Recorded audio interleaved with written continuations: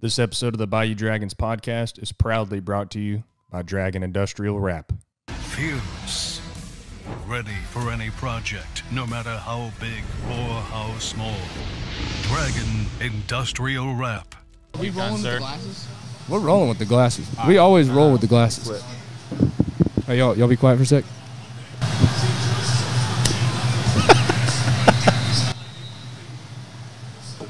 Wheezy F baby. Wheezy F baby, hello and welcome one and all to another episode of the Bayou Dragons podcast. We are rolling. How's it going? Beautiful Sunday night here in Hampshire, Texas. I woke up this morning and I woke up yesterday morning with just a rock solid hard on because it is now duck season once again. We have finally got back into the swing. Early teal season opened up for us down here, so this is what it's all about for us. This is the kind of stuff we get together and do during duck season, and so if that tells you anything, that's why we're so about it.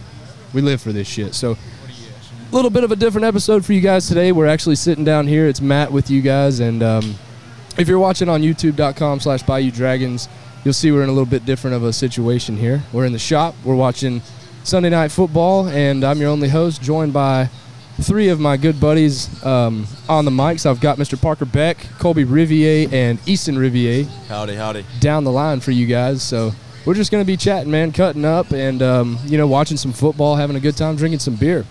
That's it, man. Yes, sir. You can't beat it. Absolutely can't beat it. Parker, how was your hunt this morning? Did you enjoy yourself down there on the other end of the blind from me with your family? Man, I did. Had my brother and my dad come in, and it was just a good hunt. I mean, overall, everyone shot well. You know, birds were working a lot better than they were yesterday. Everyone shot so well, and that's one thing that's super exciting for me is whenever we got shooters, because whenever birds get away, I mean, no one wants to see that. So that gives me all the more reason when we don't have shooters to call y'all out and mess with y'all. Oh, yeah. No, I hear you. Y'all did shoot phenomenally today, and I'm glad I had my camera in hand the entire time because it made for some sick content. So, hey, so all first-time guests on the podcast this evening, but all lifelong friends of mine.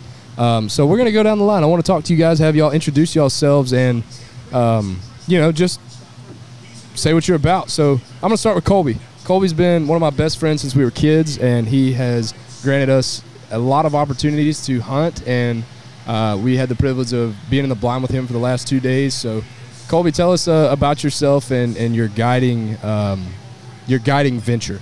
Yeah, man. So I started out guiding about 6 years ago, maybe 7 years ago. Started with Broken L Outdoors, and then kind of we all split up and went our own deal. And now I'm guiding for Coastal Fowl. A good buddy of mine, Brad O'Quinn, and Tommy Roebuck. They started this deal over here 2 years ago. So I'm over here guiding with them now, and I really enjoying the group of guys we're guiding with. We have great fields, lots of fucking ducks right now. So it sure makes it fun being able to bring a bunch of good buddies with us whenever we go, watching the dog work, letting Diesel finish out his career on a high note.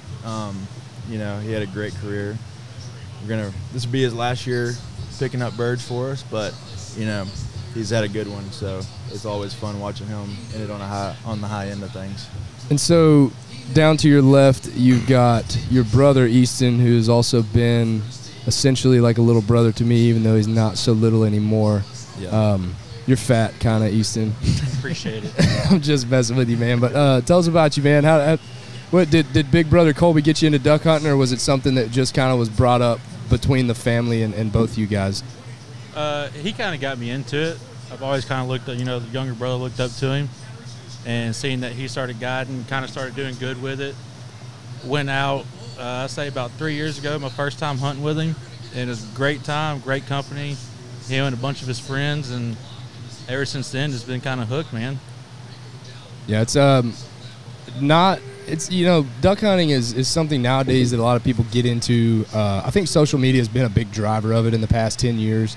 TV shows and the whole Instagram, Facebook, TikTok, everything. It's just so big now, the publicity that it's able to get, and it's cool, and I think super important to be introduced to it around a good environment of your friends and family and be brought into it that way. So that's the story for myself. That's the story for a lot of people that I know, whether it's their dad or their brother or maybe their uncle or cousin or somebody, but it's always a family ordeal. And it's just a super positive vibe and a positive environment to get to spend time with your family in, and it's great. So coming back on down the table down here to Mr. Parker Beck. Known Parker for a little bit less time, but he was introduced to me by these guys. So Parker, man, tell me a little bit about you and you know your venture into hunting. Yeah, man. You know, I grew up on some land outside of San Antonio, and came to college, met Colby, and really hit it off with him. You know, I've been hunting all my life, just never really duck hunting, dove hunting every year. And, did a lot of deer hunting because that was what was like big in my area. And yeah, not a whole lot of my friends or really anyone talked about duck hunting. Always wanted to get into it. I thought it was super cool. And I had a few buddies in college, like Colby and my buddy Cade Doogie. I was really blessed to meet those guys and just develop a relationship with them. And they started taking me out, and dude, I fell in love with it. I mean, I remember my first hunt. It was like 32 degrees. First few steps out of the boat, popped my waders, and one side of my waders filled up, and the other side, so we were in deeper water, so we were like chest deep for a second, and then my left side of the waders filled up, but they didn't have a hole, so they couldn't leak. So when we got to ankle deep, my whole left side was full, and my whole right side was empty. But I sat there and hunted, and we shot one teal, and I was still like, this is badass. This is something I want to be a part of. Like, this is something I want to do. And yeah, and then obviously, you know, got on a few better hunts than that. Colby's took me out on these corporate hunts, and we're not grinding, but you know, walking through the marsh a mile. But hey, we're shooting ducks. It's a good time. Drinking some beer, have some good conversations, and so yeah, that's kind of how I got into duck hunting, and it's been such a blessing being able to have friends like this that you can, you know, just do life with and hunt, and that's it, man. I will tell you this much, man. The opportunity that you've been presented is what a lot of guys strive for when they start duck hunting. You know, the grind is, in our area, we're real blessed with our public opportunities. We have a lot of great public emergent marsh, and you know, holds a lot of ducks, you know, and so having to go out and get out there and trudge through the marsh, you know, it's a grind. And I think a lot of young hunters, you know, of course, we don't have no money. You know, if we don't have no money, we don't have no land, we can't lease no land, we can't get on these rice fields, and we can't go buy a buggy. You know, you're 14, 15 years old, you know, you don't have the access to those kinds of things. And so it starts there, and you're like, man, I want to get to where these guys are.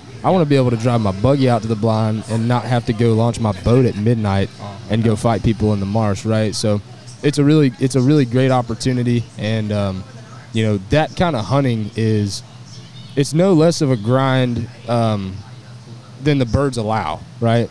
You're not guaranteed your birds. You know, we've had years where hunting in the marsh, and you know, the guys hunting in the rice fields, you know, they've had the leisure privilege and the pleasure of doing that, but the birds weren't there. They're in the marsh, right? So it's the old saying, that's why they call it hunting, not killing. You know what I mean? So you still got to put the work in, man. And we have seen firsthand the amount of work that Colby and Brenner and Brad and all these guys, well, I say Brad, Colby and Brenner have been putting in, and all these guys, you know, to get everything right. You know, this starts well before the season, and this is not something that you have to deal with as a public land hunter. You go out there and you hunt your birds, right?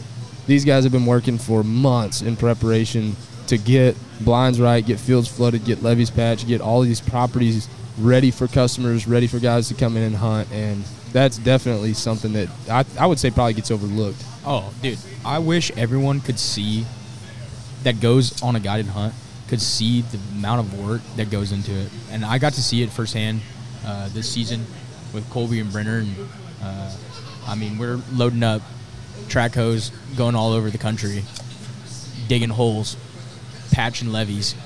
I just wish everyone could see the amount of work that actually goes into it before season just to get your customers on birds. And I think it would bring a whole nother appreciation to duck hunting to see that. I wish everybody could see the hole in the ass of that seat in that excavator. Oh, yeah. It's some bitch is so worn in, man. I mean, you guys were ripping that thing all over the place, dude. Yeah, we definitely used the hell out of that, though.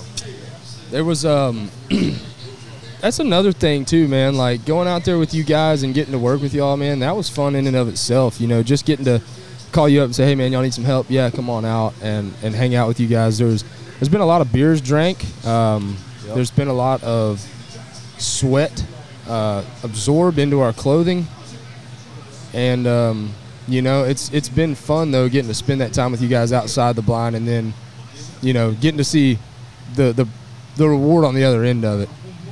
Oh, so guys, if y'all are watching and listening along, we're sitting here watching the Dallas Cowboys versus the New York Giants, and I'm gonna go ahead and make some enemies here. Big Dallas guy over here. Oh, yeah. I'm a Cowboys fan, so I'm rooting on my boys. Dallas just caught an interception, and first down Dallas, going back the other way, so I am ecstatic. Cloud 9 over here. And I want to say it's me and Beck are a fan of this team, and the rest are all haters. Yes. So Very much so. say what you want about my boys. If you're a fan, I love you guys, but you can suck me. if you got something to say about my team, I'm a strong supporter. Stephon Gilmore just caught that interception. Great off-season addition to the team.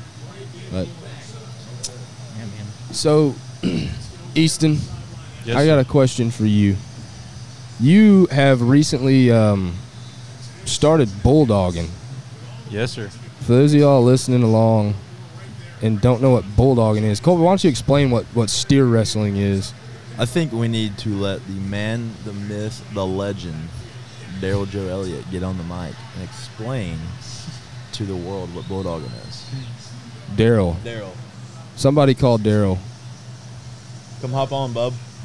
Okay, guys, I told y'all it was going to be a bit of an unethical episode, and we're doing roulette here. So joining me now to my left, I've got Mr. Daryl Elliot, a guy that I've had the privilege of meeting in the past couple of days. We got in the blind together yesterday morning on his first ever duck hunt, man, and it was a blast getting to see someone experience that for the first time.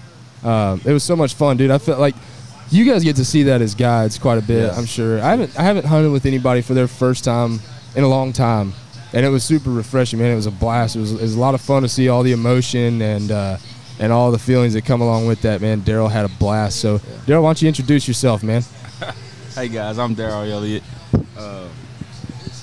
First time hunting ever, but I hang out with these guys a bunch. But I rodeo, so them showing me something different was real different for me. So I introduced them to rodeo, and they introduced me to hunting, and I think I'm going to switch crafts. Hey, I told Daryl before he came duck hunting with me. I said, dude, you think rodeo is addicting? And rodeo is addicting. I rodeo with Daryl a whole lot. I said, but I will tell you one thing. When you see a group of about 50 teal come in your decoys and belly up and get western, you're going to sell every horse you have. I put them on the market full-time yesterday. duck hunting. I went on the market yesterday and filled my cart up on Amazon with hunting shit. I want to say right off rip, it's got to be the less expensive hobby. So, Yeah. Daryl, it's only right that you make a financially responsible decision and just go all in onto hunting. I don't know about that because my cart is a lot more than feed costs me every week. So we'll have to kind of balance this out. So, man, tell me about your experience. I know you talked about it a little bit, and we're gonna circle back, man. I want to talk to you about steer wrestling, but tell me about your first experience in the blind, man, and how you felt coming into it. Did you feel at all intimidated getting in the blind? Maybe feel like you didn't know, or have like, you didn't know what was gonna happen, or you didn't know, just talk me through it, man. What were some of the feelings that you were having, man? Man, actually, it was really intimidating because you're hanging out with guys that you see every day from the practice pen of rodeoing to going into their way of life and them having to show you everything. So I'm like, well, when do I get out of the buggy? What do I put my gun in? Do I need do I need hip waders? Why do I got rubber boots? Everybody else got hip waders. You know, so I kind of felt left out for a minute, but he was like, no, you're going to be right next to me, right next to the dog box. I'm like, the dog box? So I'm going to have to go retrieve ducks? I didn't know what to expect. In the dog box. Exactly, you know, so I'm like, did he just bring me as a joke? But it wasn't, man. I'm telling you, it was probably, honestly, one of the best experiences of my life thus far. As far as I've always wanted to hunt, never had an opportunity to go. But when they showed me for the first time, I was like, wait a minute. Yeah, this is the way to go. So, like, I'm all in for the duck hunting and all that stuff. I want to deer hunt now. I've never done none of this. But I've always been a country boy all my life. I just fish. So now I'm looking at it like, well, man, I've been wasting a lot of time doing other stuff. I'm like, shit, I got to buy more guns. Dude, yeah, man, I think a big part of this guiding deal for me, the thing I enjoy the most is, you know, getting these first-time guys in the blind. And because there's so many misconceptions of duck hunting nowadays. Like, there's so many people that, you know, weren't properly taught and kind of like messing things up, possibly ruining things. So it's really important for me to get these guys in the blind with me and you know, teaching them the right way, showing them the values of duck hunting, showing them the safety, because there's a lot that goes into this stuff. I mean, it can be really dangerous getting in the blind with, I mean, we had 12 people in the duck blind yesterday. Yeah. In a pit blind, you're eye level with the water. So yeah, I mean, and you gave me like a 30-second crash course when we pulled up there. Hey, yeah, you got a lane straight in front of you. Don't aim this way. Aim. I'm like, I'm not going to shoot then. I'm like, fuck this. There's so many, you know, tragic stories that you hear from duck hunting that, you know, if maybe those people were taught the right way or just a little bit more cautious with it, or, you know, that stuff could have been avoided. Absolutely. Yeah. So it's really cool to me. I've had the privilege of, you know, guiding a lot of first-time people, and I always try to go out of my way to bring, you know, like Daryl, for instance. Yeah. He's since I've known the guy rodeoing with him, he's always said, man, I want to go hunting. I want to go hunting. So I always go out of my way, and, you know, I mean, you know as well as I do, Matt, opening mornings for teal season is a very, very popular day. It is a coveted event in our area. Yeah. So to be able to squeeze Daryl in there for his first hunt ever on opening morning of teal season in Southeast Texas is I tell you, it's cool to me. I've never went viral on anything, on TikTok, Instagram, Facebook, nothing. But when I posted me hunting, I'm still getting people inboxing me about, hey, did you go on private or public land? I was like, I don't know. I went with some buddies. I don't know if it was private or public. I don't know. So you just kind of get all these people like that want to do it, that's never done it, and they kind of look at a lot of stuff that I do, like want to follow me and want to see what stuff I do, but now they see me hunting and it's like, well, wow, you did that. I'm like, bro, if you haven't experienced it, you need to get with a guide. Like, you know, what we went this weekend, and I tell you what, opening day, I can't wait till the next time I get to go. So I don't want to sound too excited, but I'm like, when do we get to go again?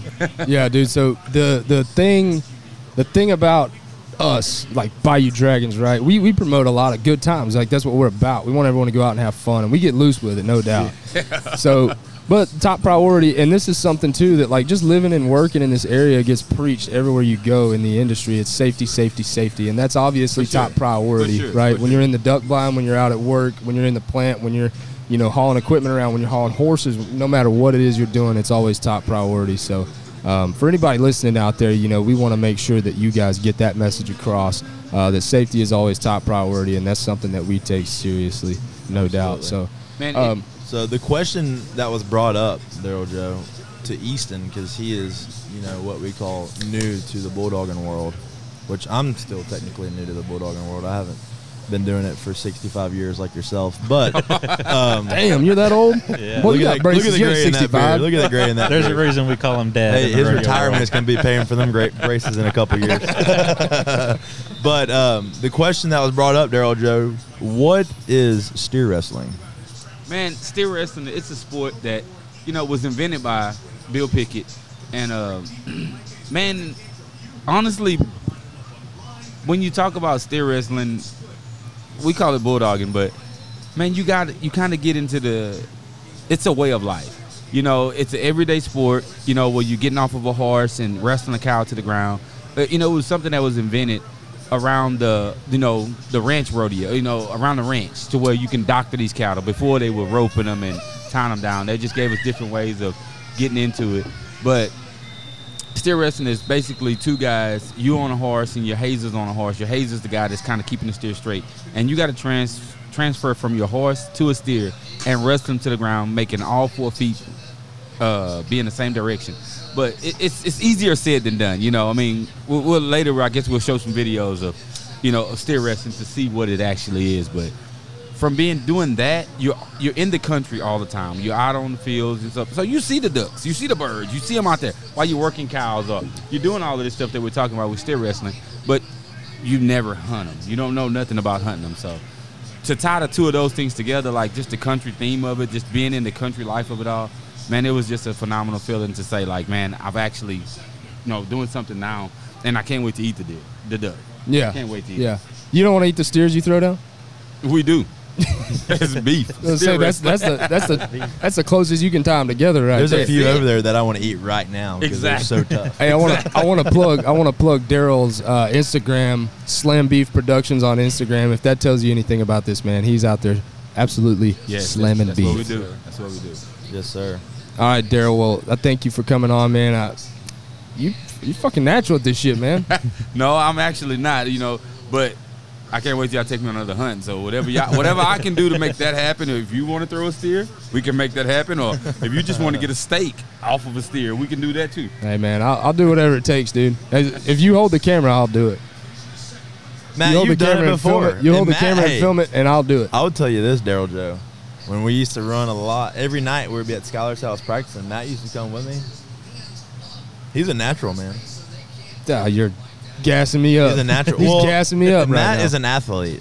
Matt has always been one of the most athletic people, and me and him graduated together, but in our class, Matt's been very athletic. So I knew going into it that Matt could, you know, throw steers down, and Let me tell you, dude, I'm skinny. He's got it. I'm skinny. I'm built like Gumby. Don't let that fool you. Please don't, because they got some man. guys that's been kicking my butt the last couple of weeks that's built like Gumby, and I'm 6'2", 245, and they made me look like hey, man, a midget. You teach me that technique, boy, I'll show you something. Tell you what, if you want to get into it, Daryl is the best to teach you. Man, I just enjoy it. Like, the way y'all are passionate about duck hunting and any kind of hunting that y'all do, like, y'all showed me so much. That's how I am about steer wrestling, man. I want to take it as safe as possible. Like, Easton started it just a couple of months ago, and he had one goal in mind, that he wanted to run a steer at the Winnie Rodeo. In a matter of 3 months, from never being on a horse, transferring from, he done it in 3 months, but we did it safe, we did it slow, to where he learned the whole process. No injuries. It's no injuries. You know what I mean? There's ways of getting injured in anything that you do, but if you do it right and you teach it right, it's a no-brainer. Yeah. The teaching is the big, because like I said, I've always, you know, kind of looked up to Colby and what he does, and the steer wrestling, something I kind of always wanted to do, and it's aggravating at first because you think you're doing good and all this, and then Daryl's like, no, you're not ready for rodeo yet. I think we traveled, 8 hours, 10 hours up to Graham this year? Yeah. And that was my first, I say, rodeo to go with them, and you learn a lot just traveling. From putting a saddle on horses to feeding to all that, you learn a lot, and you may not think you're learning, but you are. Yeah. Well, that's a very important step to the process as well. I mean, you know, starting from the bottom up and you know, getting in there with guys that have a lot of knowledge in the sport, and you know, just traveling with them. Even if you're not participating, just learning from them. I mean, these dudes have tons of experience and knowledge and stuff. So just listening. I mean, that's one of the biggest factors in there. Just listening. I mean, bulldogging is 90% mental. I mean, exactly. So getting in there and listening. I mean, it's the same thing as duck hunting, right? I mean, starting from the bottom up. I mean, we grew up walking in public land, grinding out for a limit of birds, and I mean, and then now we're driving our buggies to the duck blind. So I mean, it's both of those things are very important in the process of learning from. I mean, just humbling yourself, knowing like, look, I don't know everything, but I'm willing to, you know, to listen and pay attention. I mean, we're all grown men, so humbling yourself and going down and taking a step back and saying, look, I don't really know what I'm doing right here. So I mean, well, it's important. It's important to identify that too. You know, when you think, hey man, I want to go one day and be a guide. Well, you're telling yourself, okay, I want to one day put myself in a position to take somebody who's never hunted before and teach them, you know, how to be safe in the blind and how to have a good time harvesting birds and all that. So that's really important too, man. Absolutely. One thing that I will say, you know, I just recently, within the past 5 years, got my first horse. You know, my family has had cattle for years and years, and then my dad was the one that kind of was the end of the line for it. You know, he was raised in it, and he didn't take to it. He was not a fan. My grandpa had him in a saddle quite a bit, and he hated it. Didn't want no part of it. So before I was born, the fences came down and the cows went out, and so I didn't get raised in that environment. And at a certain point, I wanted to get on a horse, and I saw my uncle was roping, so I wanted to go rope, and so I bought a horse. And it was the same way, like you were saying, Daryl. I was very, very intimidating, not knowing what I was doing. You know, I had this family member of mine, my uncle, that was teaching me, but you know, when Colby would call me and say, you know, I'd worked cows with guys before, and that was always a good time. But more often than not, these cows are kind of trained, right? The horses come out there, they hit the fence line, they go to the pens.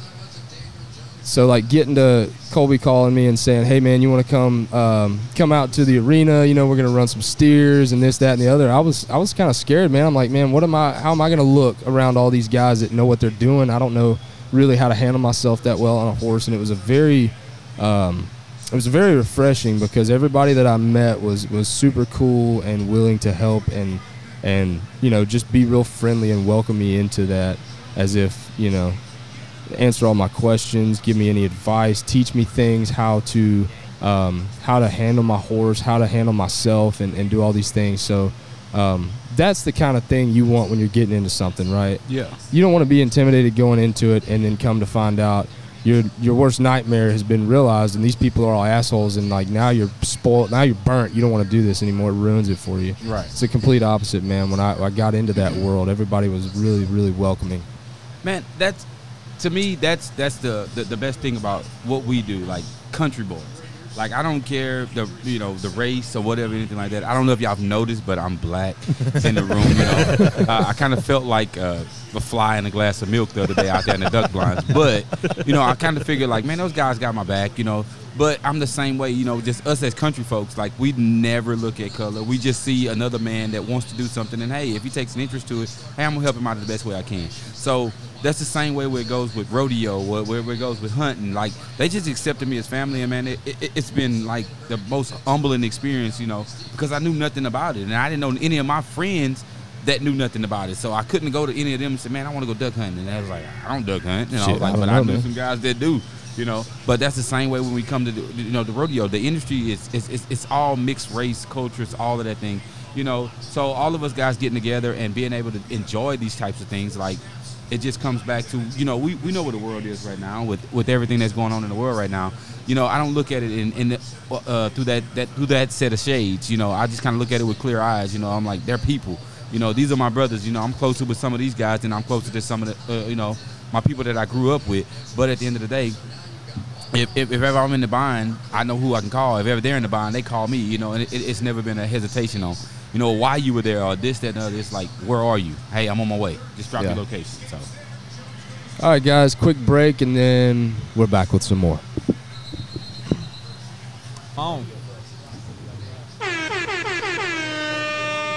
You having fun down there? And we're live. Back in the rotation with another little bit of roulette. We got Mr. Beck back on the stand, and we've got Mr. George. Yes, Mr. George. We've got my Hebrew brother, Mr. George, down there on the end. Good friend of mine and good friend, just all around good dude. I appreciate it, Dos Tones. Dos Tones, that's two-tone. That's what they call me now, because my beard is one color and my hair on my head is another color. So Dos Tones I will gladly accept. That's better than the latter. A lot of people have been telling me I look Amish, which, you know, I don't know. Is that a compliment? Maybe. Amish are good salt to the earth people. If you're Amish, you're not watching this, but we love you. So, yeah, back in rotation, man. We've where were we? Where did we leave? Man, we left with Daryl Joe. Well, Daryl Joe up and left us. Well, let's ask George now. George. Bring it on, George. How are you, man?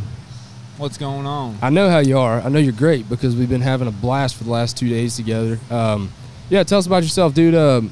Let's hear your intro to the outdoors and hunting and give us the whole spill, man. Don't leave nothing out. All right. Well, I started getting into it about 6 years ago, hunting public land over in Lake Livingston, the jungle. Had some rough hunts out there, you know, gators, ice, freezing waters, you name it, I've done it. And then I've done hopped on some leases, and then I met these guys over here, Two-Tone and Mr. Dale over here. Yes, and sir. Probably the best kind of guys I could ever meet, guys that love duck hunting as much as I do, that eat, sleep, duck hunt. And ever since I've met these guys, it's just been a ride. I mean, hunting snow geese, hunting mallards, not barely sleeping, shooting limits every we try to shoot limits every day, but you know, we aim to please. Yeah, it's not killing, it's hunting. And I really started getting into it though, I'd say about 3 years ago. That's when I got a buggy, and I don't know how many decoys I got now. I think I got 600 goose decoys and about 6 or 7 dozen duck decoys. Just ready to roll. I've been up to North Dakota, Oklahoma, Arkansas, but Texas with these guys, can't beat it. That excites me. That excites me. I'm ready to travel again. Oh yeah. Can't wait. Hey, you never told me about your trip over there in Montana. Yeah, dude. So, man, that you don't listen to the podcast, do you? No, we traveled up there last year, man, and it was just a 2-week beatdown. We actually went north into like the northern part of Montana, North Dakota, and into Canada, and it was just chasing birds around. Everything was froze up there, so when you would find areas where the river was open and birds hadn't migrated farther south, you know, there was still a big roost on the river. You could just hunt the surrounding areas, and there was very little traffic out there as far as people and hunters go. And so we lucked out there and made some really good relationships with farmers, you know, that will gladly welcome us back next year when we go, or this year rather. And it was a blast, dude. We were up there for 14 days and we shot limits for 14 days. Some certain days, you know, a lot of it was chasing honkers around, and then we had days where we would find, we would find mallards in there feeding in the cornfields with the honkers. And so we had one day in particular, we had a lot of days where we would shoot a duck here or there, you know, shoot a couple mallards, but we had one day in particular where we shot a 6-man limit of honkers and a 6-man limit of mallards in about an hour and a half. Oh, that was the absolute dream bucket list hunt, you know, as I think for a lot of people, you know, whether or not they realize it, that is a bucket list hunt. If you're a waterfowler, it was absolutely incredible. Alongside some of the best guys you can ask for outside of you guys, we would have had an absolute blast if you guys would have been in the blind with me, man. It was a real treat. But yeah, we had it was me and my brother and Porter and CC Duck Call and a couple other guys. We actually met one of the native North Dakotians, Mr. Jacob Wendell, who we had on episode 21 of the Bayou Dragons podcast, and we talked a little bit about that. He was up there filling a mule deer tag, and he killed his deer early and then called us and said, "Hey, you guys out here hunting?" And, you know, we were 30 hours from the house, and he just lived right down the road. Just so happened, you know, he knew Colton. And we were like, yeah, like, come hunt with us. He was like, yeah, I was supposed to be here for a week, and I already killed my mule deer buck, so I got a couple more days. And so he hunted with us for a few more days, and we had a blast, dude. It was a great time. That's awesome, man. That's awesome. Dude, hey, I'll tell you something that gets me fired up is seeing these younger guys get after duck hunting. We got Peyton right here. Hey, Peyton today was lights out. I'm plugging Peyton on right now. He cannot hear. Peyton's the man. Peyton, talk into the microphone and tell us. There we go. Get that mic. Get right up close to that mic, dude. Tell us about the last 2 days, man. Run us through it. So Thursday, Colby texted me, and he asked if I wanted to go teal hunt for the opener with some of the guys, and I was looking for a hunt for sure because me and my buddies, you know, we're all at school, we're all into the duck hunting and stuff. So when he texted me, I was pretty pumped about that. After school left, got here Friday night, hung out, stayed up all night partying, and it was an early morning, Saturday morning. But what does partying entail for you, 15-year-old? How old are you, Peyton? 15. Okay, yeah. I mean, I guess I wasn't really partying. I was just staying up with y'all. Y'all You were the partying. voice of reason. I remember you drove me home that night. Yeah, I did drive you home. Peyton's been around the block.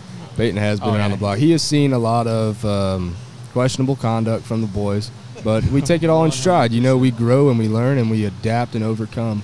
That's right. But, you know, this is going back to – it was a real pleasure to have you in the blind, Peyton. We sat next to each other on the opener, and I had a blast, dude, cutting up with you. And, you know, whether or not you wanted it or whether or not you appreciated it, you might think I'm a bonehead. But, you know, getting to help you out, too, and give you some tips and pointers, man, you know, I appreciated that when I was getting into duck hunting, and I hope that you appreciated it as well.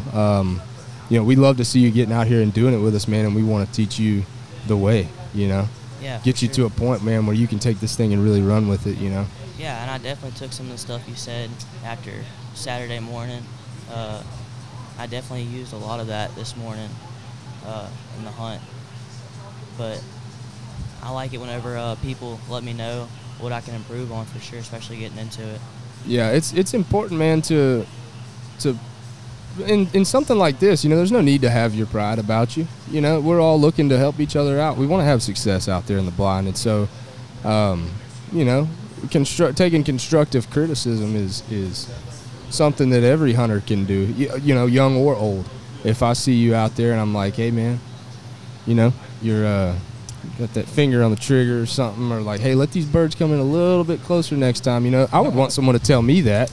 Yeah. You know, on a day where maybe I'm like, I don't know, maybe there's something I didn't account for, and these birds are bucking a wind, and it's, you know, I'm calling a shot earlier or something, you know, let me know. You know, that's always something we can always improve out there, no doubt. No doubt. Yeah. I want to give my 2 cents on this opening weekend real quick.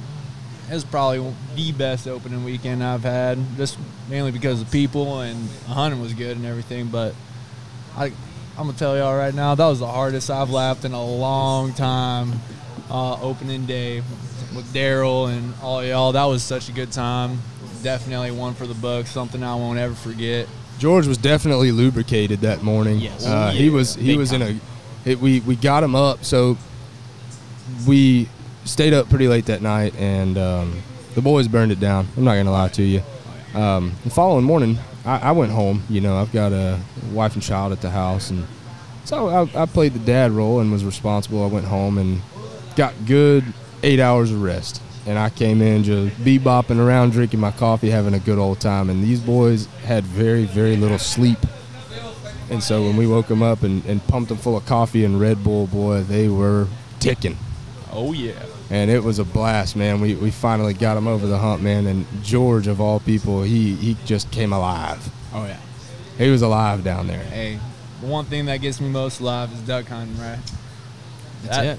That right there gets my blood pumping more than anything else. My wife asked me the night before, she said, I'm a pretty heavy sleeper, man. I sleep through just about anything. Guys down here on the coast can tell you, a lot of us have probably slept through hurricanes. Hurricanes or tropical storms will come hit the coast, and we'll be just in bed sleeping just another night. You know, we get hit so often. And my wife asked me, she said, do you need me to help you wake up in the morning? I said, no, it's duck season. I said, I don't need help waking up for that. I might have a hard time getting out of bed to go to work, but I'll tell you, when it's duck season, I get up right before the alarm. Oh, yeah. My body, it's like it knows. Oh, yeah. I mean, I think this is one of the most, excited everyone's gotten about an opener in a very long time.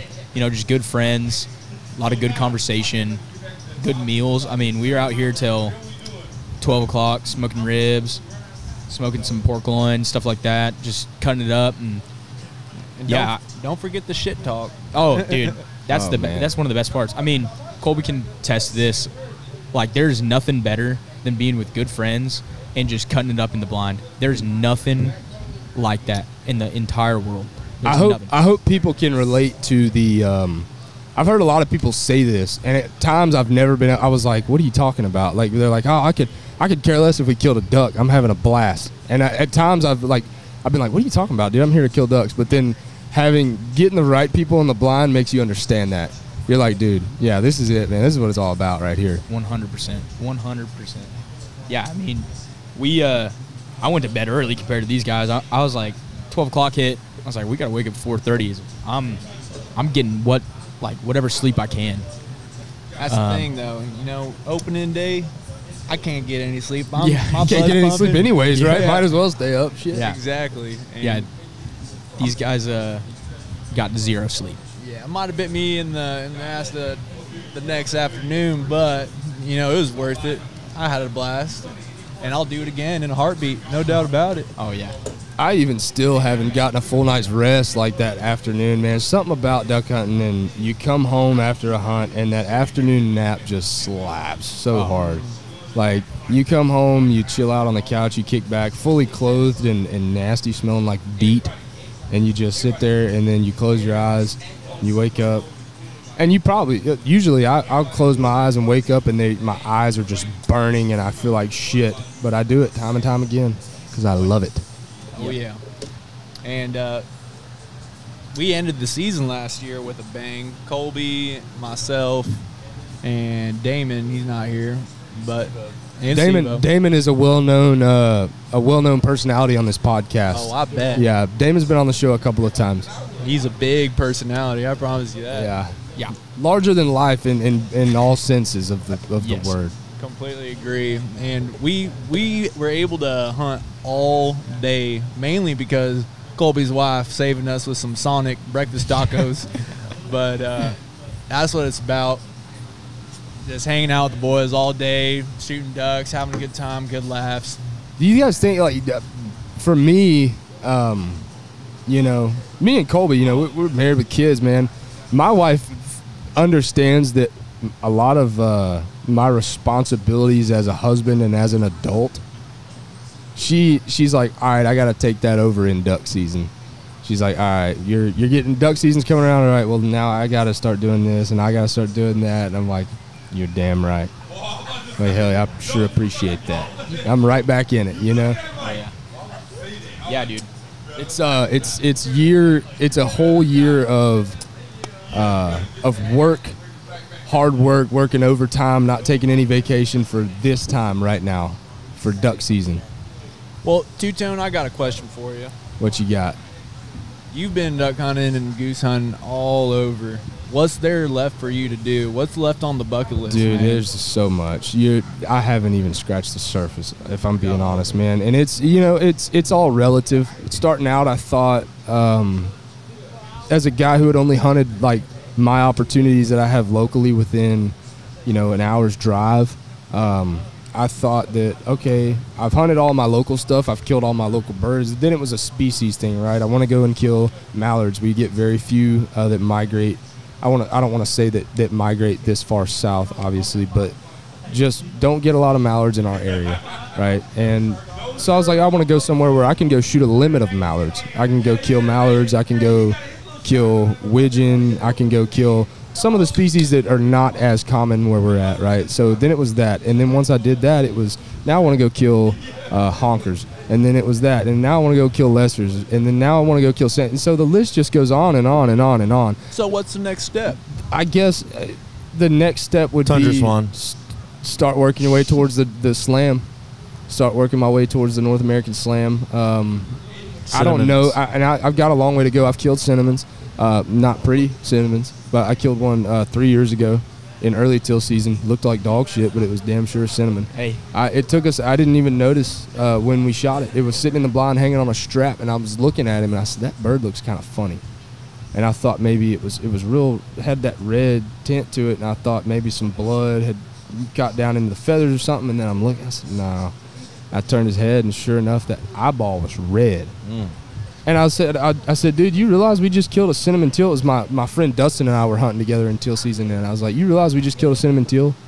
No shit. And I showed him, and I was like, look at him, Oh, yeah. And I was like, that's cool, but it's not near as cool as killing like a fully plumed drake. I need to shoot one. But I still haven't shot one either. So that species, has been crossed off. But yeah, I guess it would be just the slam, working towards the slam.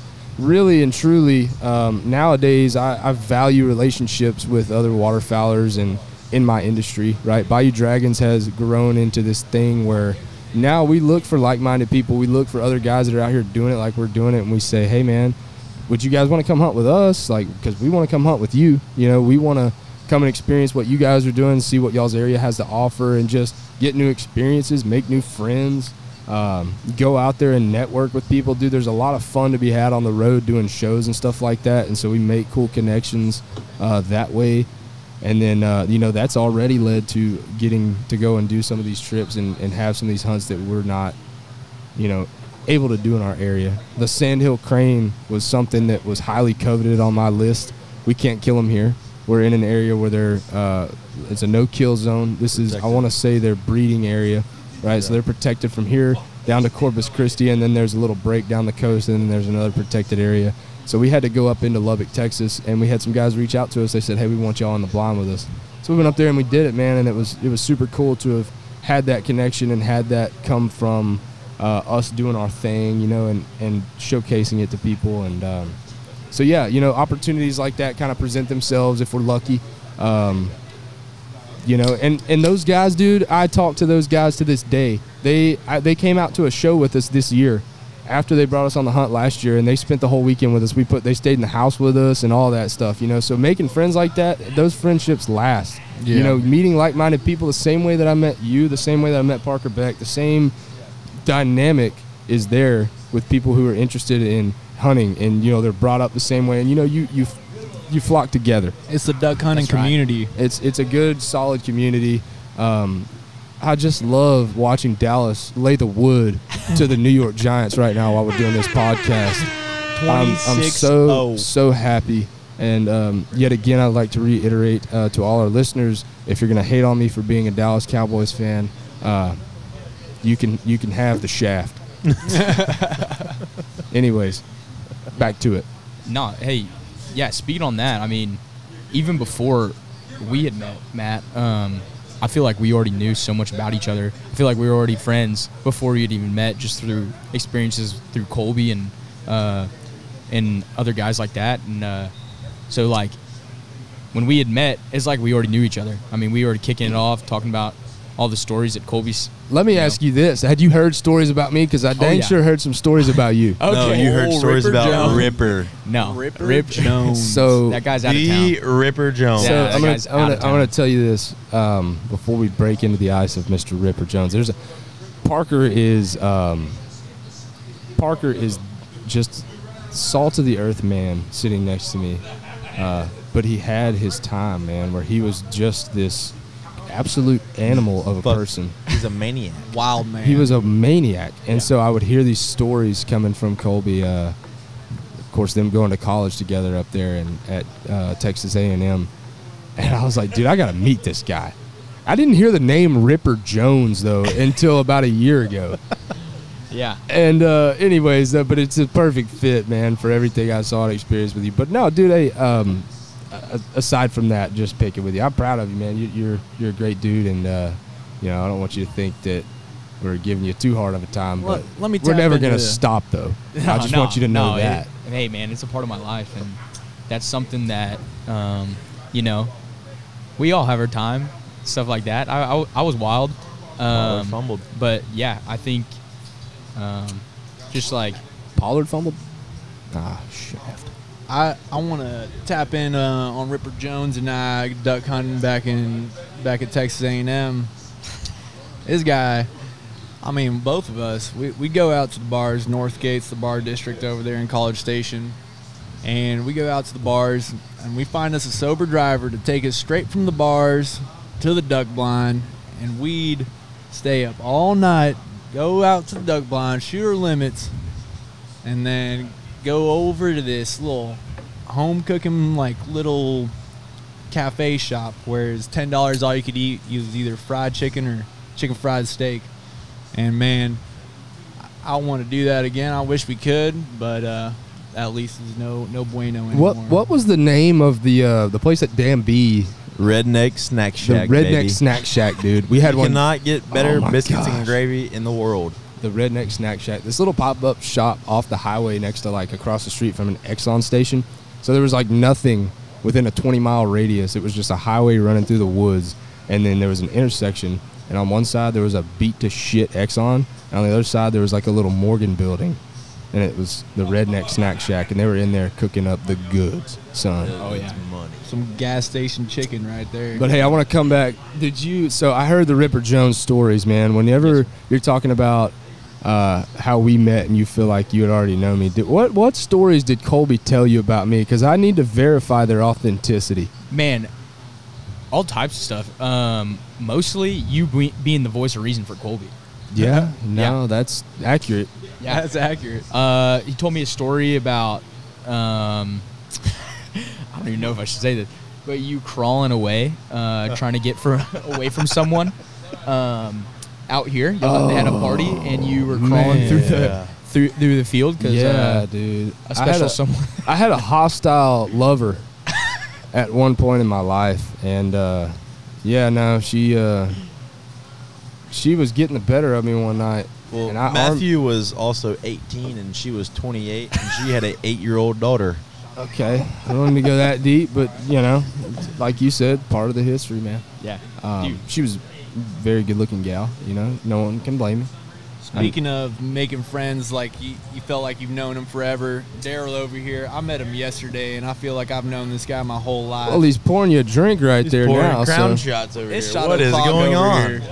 Daryl and I trying to get toast. Well, fellas, tossed. You Continue said with the tossed. story. Continue with the Hold story. on. Matthew. Did you just say you're getting tossed?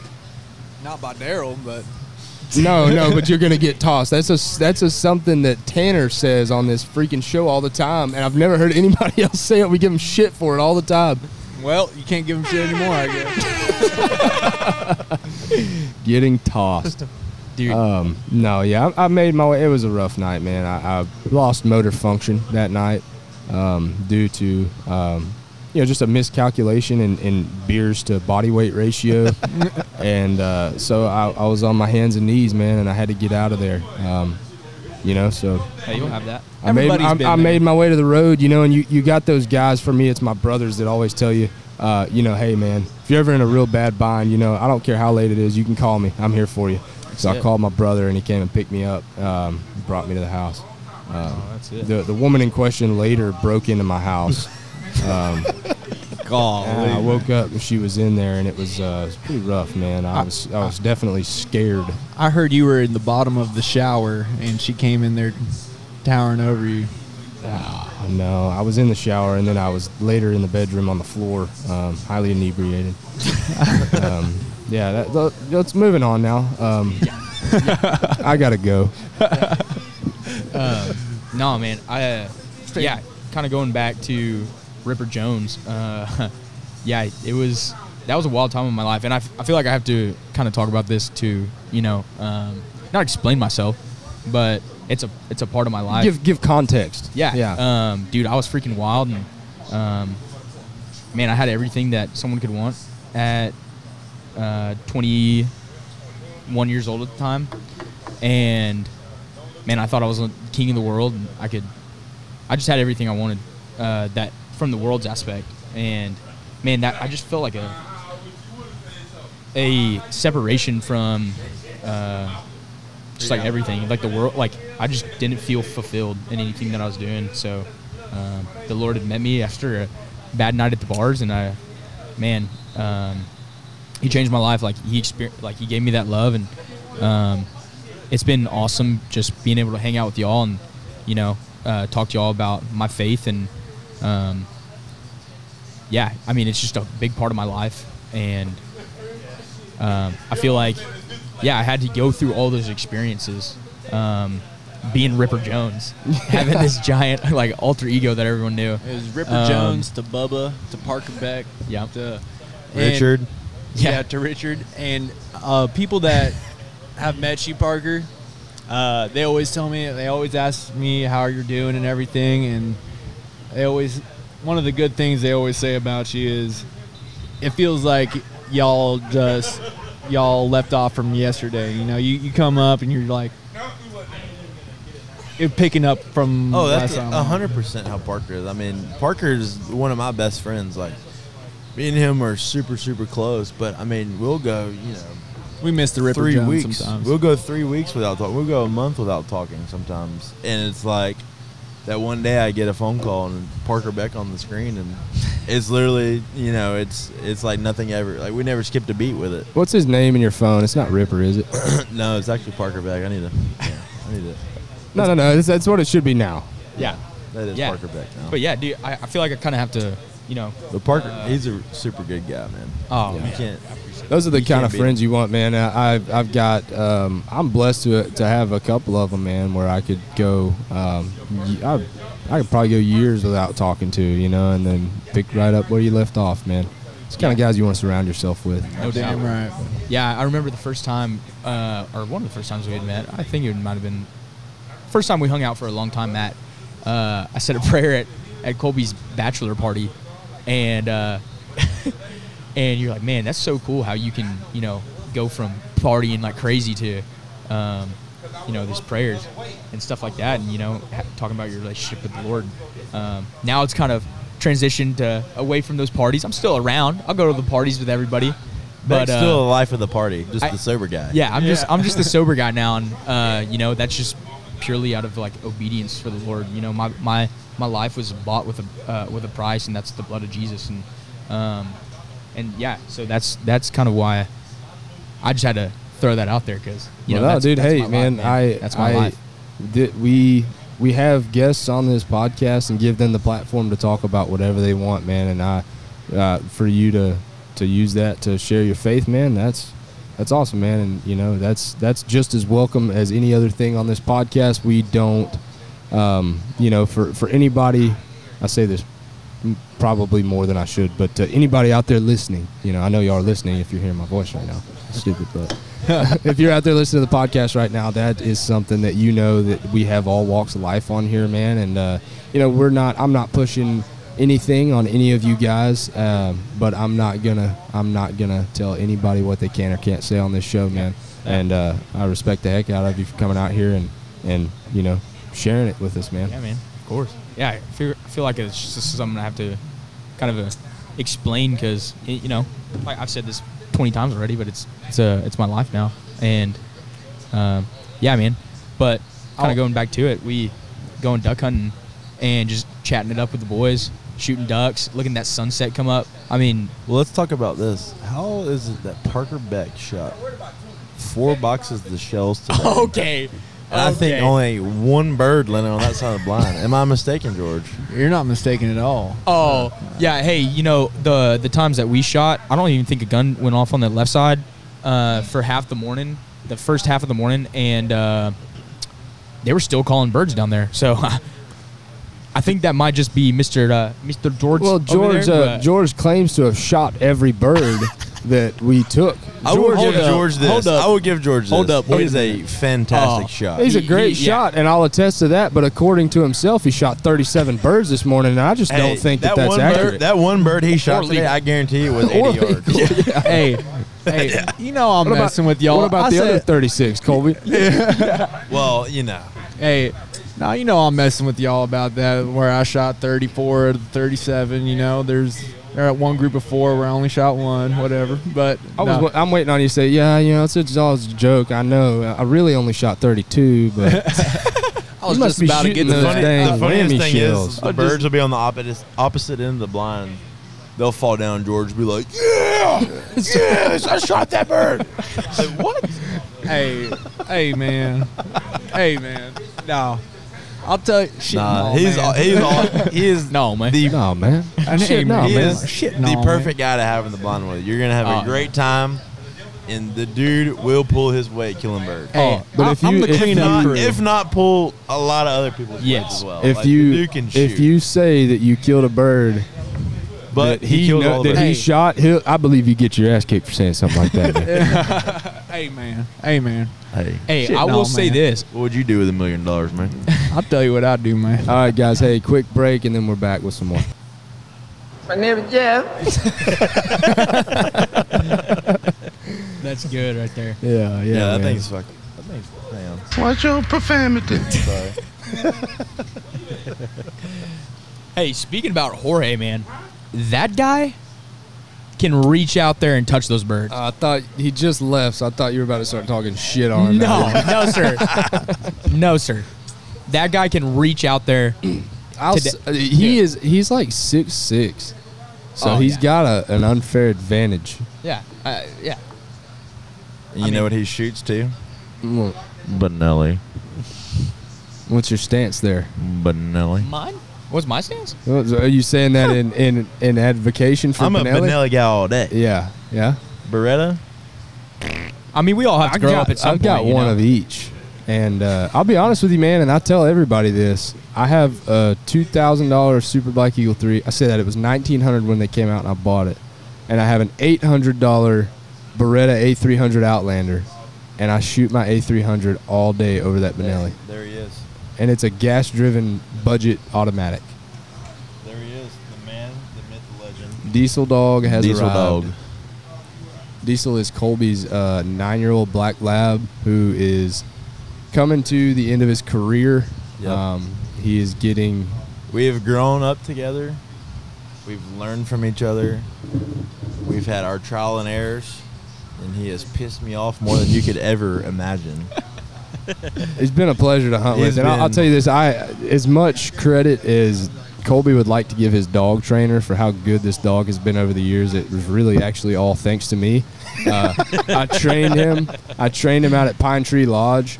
One day we were out there on the Bayou and we pulled up to the lodge and Colby went inside to get some food and I found a decoy in the bottom of his boat and started fetching him with it out there at the boat launch. And then from then on out for the next 6 months, the dog would retrieve every decoy Colby would throw out when he was putting the spread out. And it was terrible. I would have to chain the dog up so he wouldn't go pick up every single decoy I was throwing out in the mornings. It was awful. What are friends for? Thanks to Matt. What are friends for, man? And I'm glad that I could do that for you. But I sent him over to Alex Brittingham at One Shot Retrievers, and she turned this dog into a bona fide hunting machine. Like this dog, which I hate tooting his own horn because he is my dog. I know everybody does this. Well, my dog's the greatest. My dog's the greatest. But I will tell you this: he is a pleasure to hunt with. The dog is, he's not a robot. As you know, a lot of these big time dogs where all they do is duck hunt, go in the kennel, duck hunt, go in the kennel. My dog sleeps with my 2-year-old daughter. I will feed him Cheez-Its in the duck blind. I mean, he's a dog. He's not a robot. So it's really cool watching him. It's sad watching him, at the end of his career and decline, going downhill. Everybody I've ever hunted with can testify that he was a rat on acid whenever he was a younger dog. I liked to compare him to a meth head. Yes. Like 100%. a fiend. He would just fiend for those birds. He'd sit there in the blind, and a lot of dogs do, but this man was on another level. I've never seen a dog. It was like he was having a stroke if he went too long without getting birds. Yeah. Not to the point of like, yapping in the blind and doing all this stuff, but you just look at him, man, and you're like, this dog is not right. There's something wrong with this dog, but he wanted it that bad. It was like whenever a big group of birds would come in, you'd shoot them. Damn near before the 4th or 5th bird hit the water, he's already coming back with another one because he was so fast. Oh. I mean, he's a British lab. He's smaller. He's about in his prime. He's about 55 pounds. But he was always so fast and just super super smart. Now he's a little bit more hefty and older and stuff. But it takes him a little bit longer to get out there and get back. But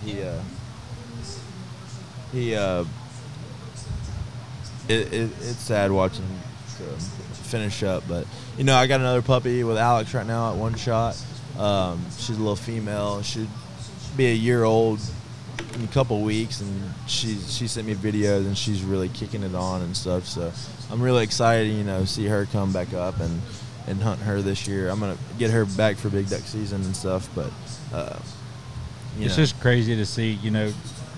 Just the other day, Diesel and Renly are laying on the couch, watching Cocomelon or Baby Shark, and then he gets in that duck blind and he's just eyes in the sky. He's a whole other dog, man. Oh, 100%. He's a whole other yeah. dog. Yeah, I've seen it for sure. I mean, as old as he is, and he's wore out. The dog has picked up thousands of birds in his career. I mean, I got him when I was 16, and I mean, we grew up like whenever I first started guiding, he was my dog. He was a young pup. He's gone through the public hunting, he's guiding, and all of it. He's gone through it all. I mean, him running from alligators in the public land marsh in early teal season to now he's living the luxurious life of hunting rice fields, and But at least he gets to kick his feet up, man, in retirement, Yeah. and y'all treat him right. Yeah, But that's gonna be Renly's dog in a couple weeks. That's one thing I've always valued above all in a dog is that I don't want a robot, like you said, man. I love a dog that can flip the switch, is what I like to say. And what I mean by that is they can go from being that absolute hunting unit to coming home, reining it in, taking that energy and kind of dialing it back, being a family dog, being able to chill, being able to lay at your feet, and you want to limit that at an early age to a degree, right? When you're training this dog to say this is your job, you're going to be a retriever. I mean, my look, the way I see it is that like I want to limit that early and then train this dog, and then after that you've earned it, and then your job, and then you could be a family dog and all that stuff. So absolutely, I mean, you need to earn their respect. I mean, they're gonna push your buttons. I don't care how much money you have in a dog. I mean, I've paid a lot of money into this dog in Diesel, and he will push your buttons and stuff. But I mean, at the end of the day, it's a mutual respect there. It's, like I got your back, you got my back and stuff. But I mean, the dog, I've literally seen my 2-year-old daughter have him in a chokehold on the ground, and he's just laying there, tongue out, having the time of his life. But it's cool. It's cool. He's a really, really good dog. He's a once in a lifetime dog for me. So I know a couple years to watch ago, him go down. my grandma would literally go to the duck blind just to watch Diesel work. Yeah, I have customers to this day that only buck hunts with me because they want to go watch Diesel. They don't care if we shoot one duck. They want to see. They want to be in the blind with Diesel. I heard that from another guy that you guide with. He said a lot of his customers were super high on the dog. Yeah, I think that's cool, man. I mean, I don't think I never would have thought that you could have that, like that it would be so cool for someone that doesn't have a dog. Like I thought when people would say like, oh man, it changes the game for you. I love to go out there and just watch my dog work. And at that point, I'm like, I don't have a dog, so I don't really relate to that a whole lot. I like watching the dog work, yeah, no doubt, but like having a dog of your own, it changes it completely. Yeah. That sense of ownership, that bond that you share with your dog, that love that you have for your dog, and getting to see it, get out there and do its job and love it. You know what I mean? Like, dude, these dogs love this shit. Oh, man. they love it. Dude. They're bred for it, man. Oh, I mean, that's it's literally in their blood. It's in their blood. That's going back to what you said earlier about, like you got my back, I got yours. Those, you get to a point, man, those dogs, they want to retrieve birds for you. Yeah. Oh yeah. It's like it's you're in the blind and that dog is just shaking, looking at you like, kill something for me, please. Yeah. Dude. Well, without them, you're going out there and you're getting them. Yeah, no doubt. I mean, and that changes the standard of like what you want out of a dog, right? Like I want, for me, if I don't got to get out of the blind and my dog goes and gets the bird and brings it back to me, I'm cool. Yeah.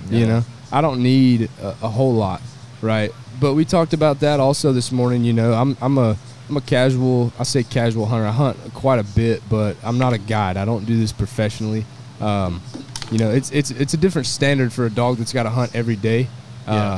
Essentially, a lot of people like to say that dog is a tool, right? And obviously, to you, the owner of the dog, you don't look at your dog and say you're a tool, right? You look at Colby and you say you're a tool, man. But no, But I mean, he essentially is, yes. But that's your boy, that's your buddy. 100%. But as a guide standpoint, right? When you got these customers coming in that are paying, good money to come duck hunt with you. The last thing you want to be worried about is a dog that doesn't mind or doesn't obey and all this stuff. So I mean, the fact that a dog can just sit there and heel and watch birds go down, and he's not in any danger of being, a lot of these dogs that break and are out in the decoys when people are shooting and stuff. I mean, for him to sit there and watch and wait on his command to go out, it's really cool to do that as well. So And the whole time, because the blind, you got the front and the back.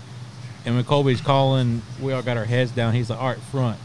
All right, they're coming in the back. You watch the dog, they're doing the same thing.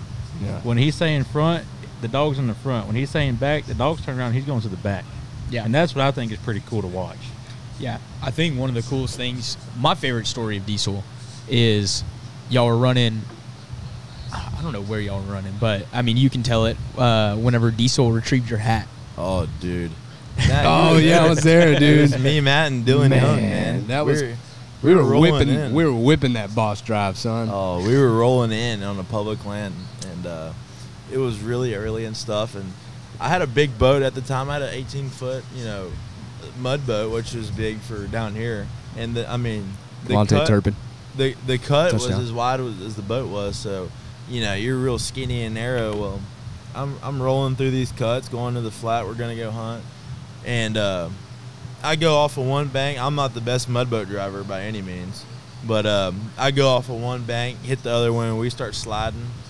Well, in that slide, my hat flies off, and so I go to reach for my hat, and the next thing I know, I'm beached. I'm hitting the bank, and I'm beached. And me, Matt, and Dylan all fly out of the boat onto the grass. And we're laying there, and we're like, what the heck just happened? And we're, like, trying to gather ourselves back, and I'm like, where the hell is Diesel? I'm like, Diesel's gone. All of a sudden, I look back, and here he comes swimming back with my hat in his mouth. Dude. I'm like, dang, man. Yeah, I think it's super funny. I just want to touch on this. You touched on it this morning a little bit.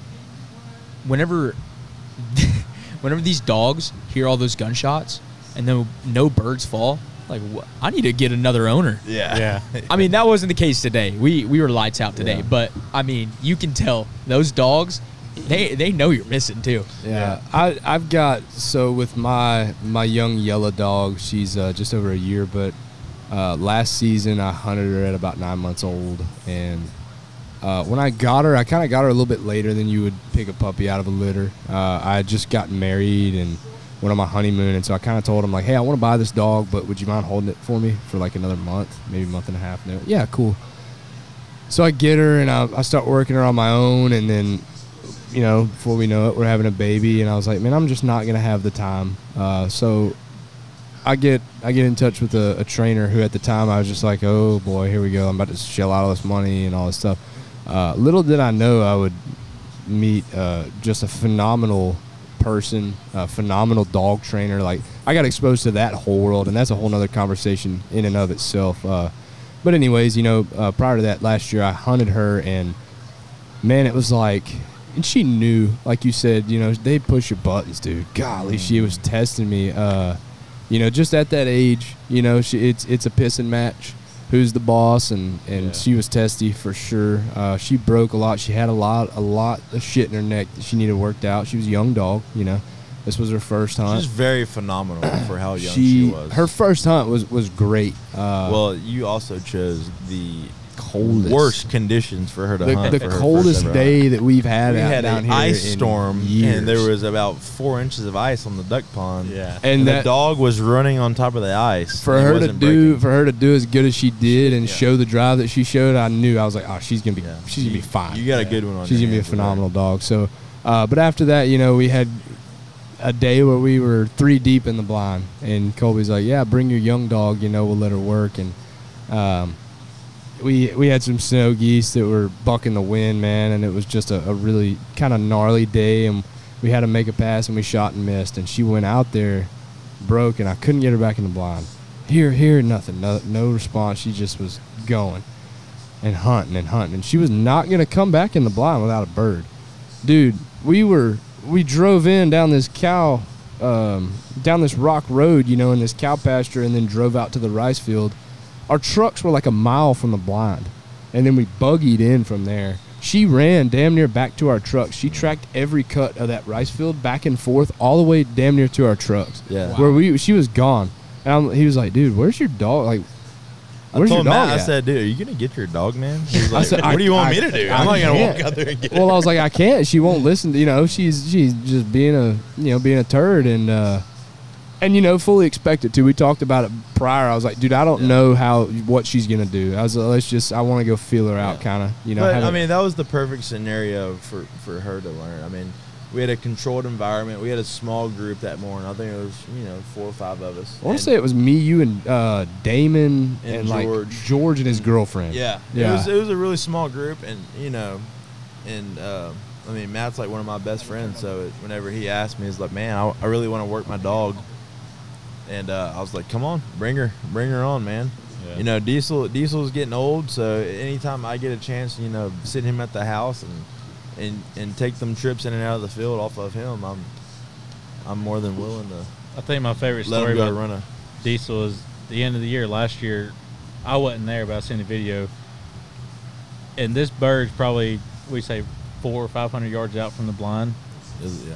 I mean, he was out there a good ways, and Diesel seen that duck go down, and he was on it. Oh yeah, that was a good retreat. I mean, that was insane. You were there, weren't you? Oh yeah. I mean, that duck. I mean, we probably shot. It was out there, but it glided a long ways. He went over 2 levees in 2 different fields, and he come back with that bird. We were all freaking hooping and hollering. It was just insane.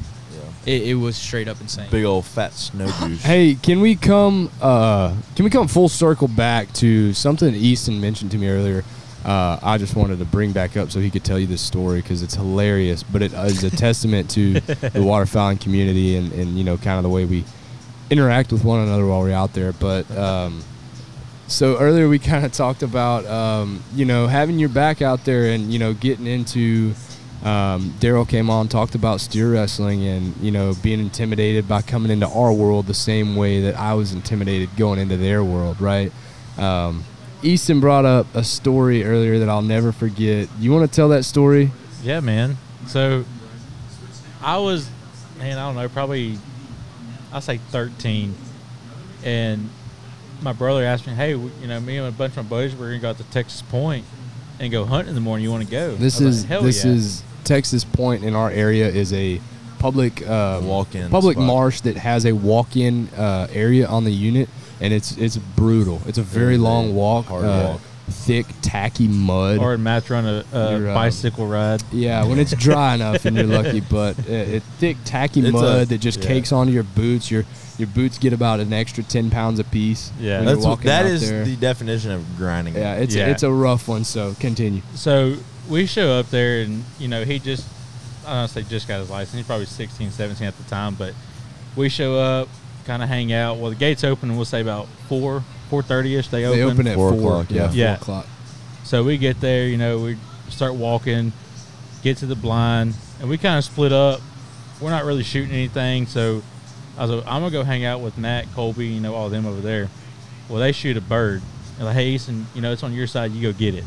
And don't forget, it's like 30-something degrees. It's cold. He's the young gun. We're utilizing it. Now, we're 16, 17 years old. We're all young. Yeah. We're like, Easton, get out there and Easton was the young buck. So I took off. Well, I'm going to get it. I'm walking, through the water in my chest waders. And all of a sudden, a group of birds come in.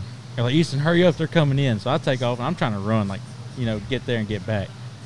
Well, all of a sudden, I trip, and I fall in the water. And when I tell you, I was cold, I was freezing. I finally got the bird, got back to where we were at, and there's probably 4 or 5 of them, and every single one takes your jacket off and puts on me just so they can finish making the hunt and I stay warm. And I get back to the truck, and that's the definition of they got your back out there. Yeah. We all partially took an article of clothing to warm Easton up. But that was funny. He brought that up and was like, man, he immediately was like, dude, I got something that completely ties to that. And it was just like, we don't even, it wasn't even a thought, It was like, this is what we're doing, we got you, man. It was not like a out of the norm thing, it was just, that's just how we do it, man. So to try to be as welcoming and supportive and just, try to build everybody up around you, you know what I mean? Yeah. That was my first public hunt, but probably my only, I'd say 5th or 6th time to go duck hunting in general.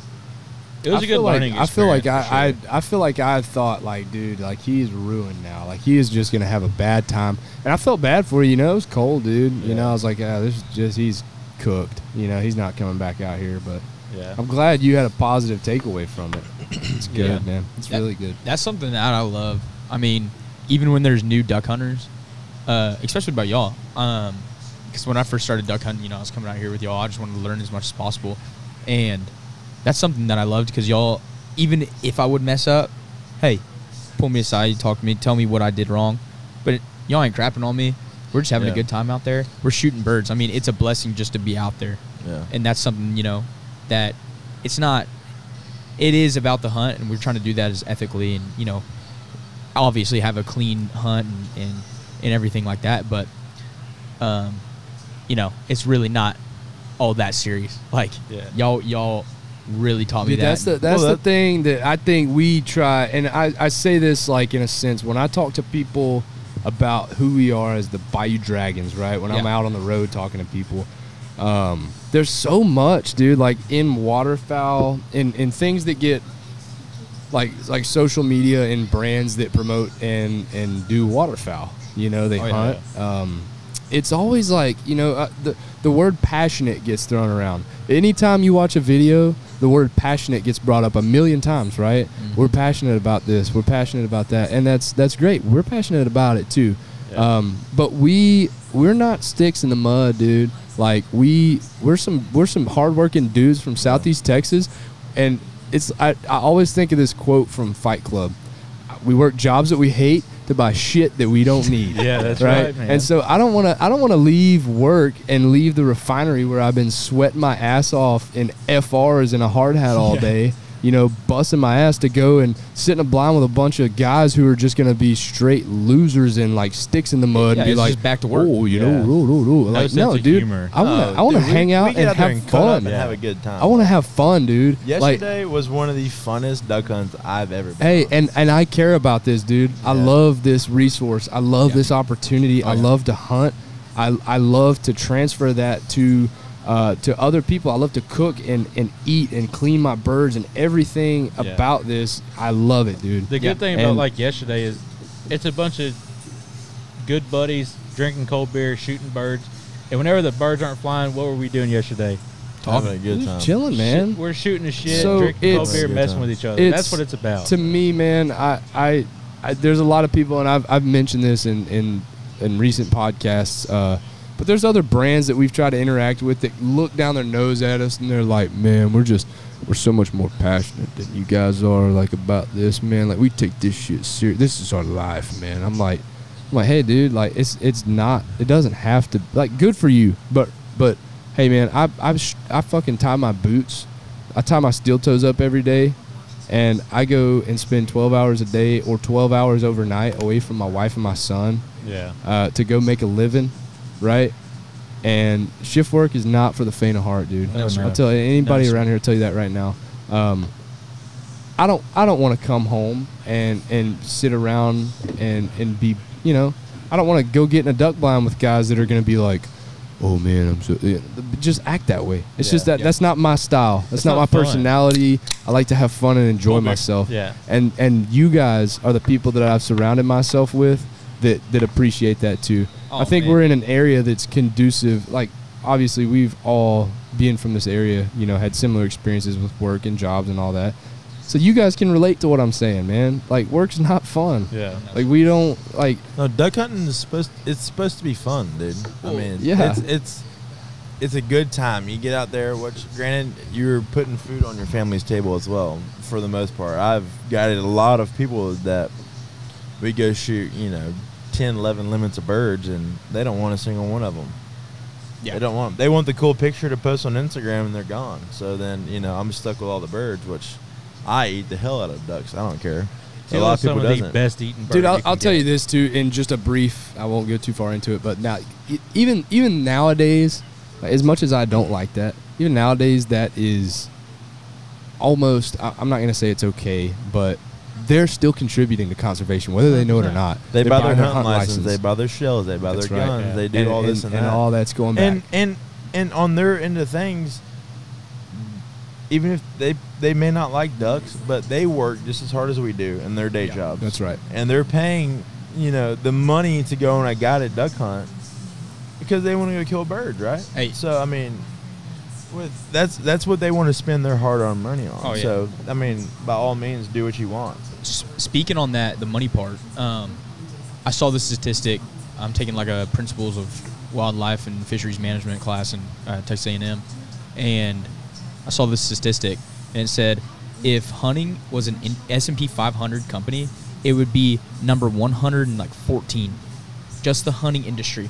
It is I think $20 billion industry, and that's probably not even that's probably a low number. If you're ever interested in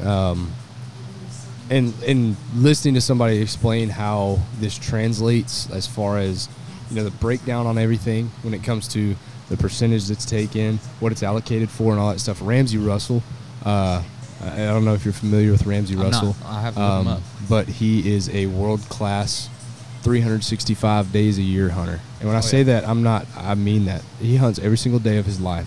That is what he is ate up with. And he is a huge conservationist. And he is a very, he's the most advocate you can get for hunting.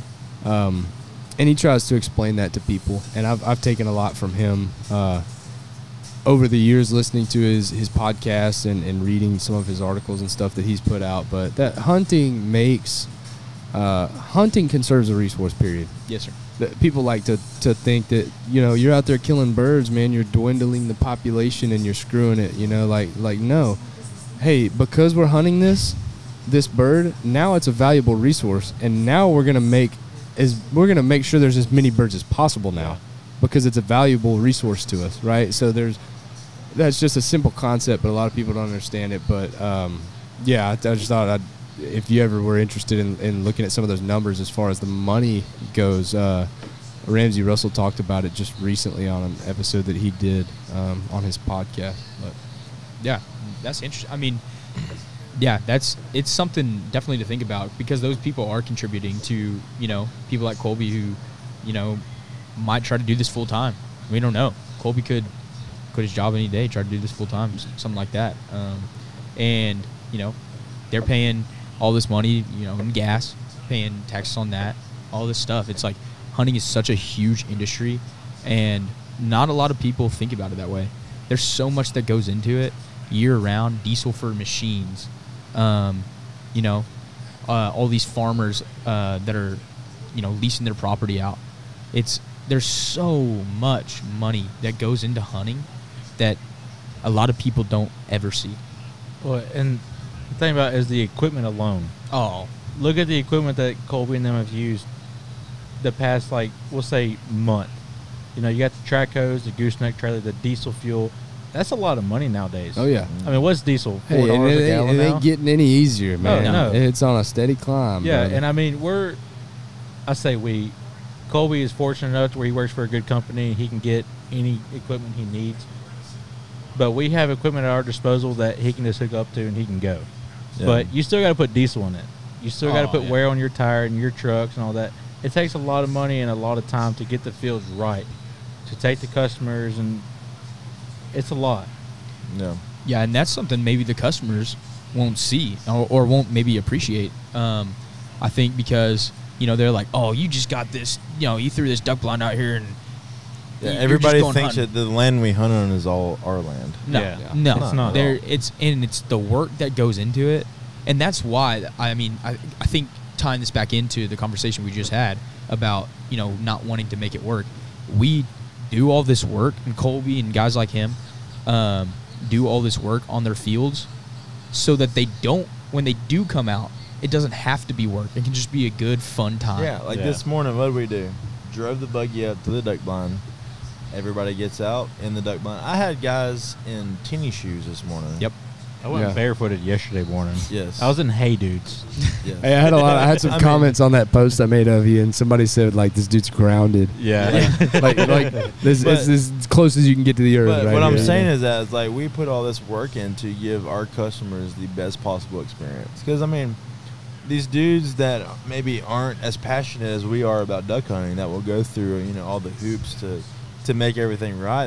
They want to go kill ducks. So I mean, we jump through hoops to make it right for them. Where we pull up in the morning, unload your gun, unload the dog, throw a couple of decoys out, we're ready to hunt. Hey, and that's okay. That's like perfect. if you want to That's come okay. hunt, Absolutely. maybe you want to hunt, but you're not gonna dedicate your life to it. That's okay, dude. That's like it's like you want to go and try Italian food. You know, it doesn't mean you have to, you know, be an Italian chef. You know, like just anything. Absolutely. You know, And that's what a lot of people don't understand too. Is like for Colby's standpoint is whenever you're guiding, like yesterday we had 12 people in the blind, 10, 12 people. You know how hard it is to shoot a 12-man limit. Like that's a perfect hunt. Like whenever that's we go, good shooters too, man. Because Yeah. especially in teal season, it's a very difficult.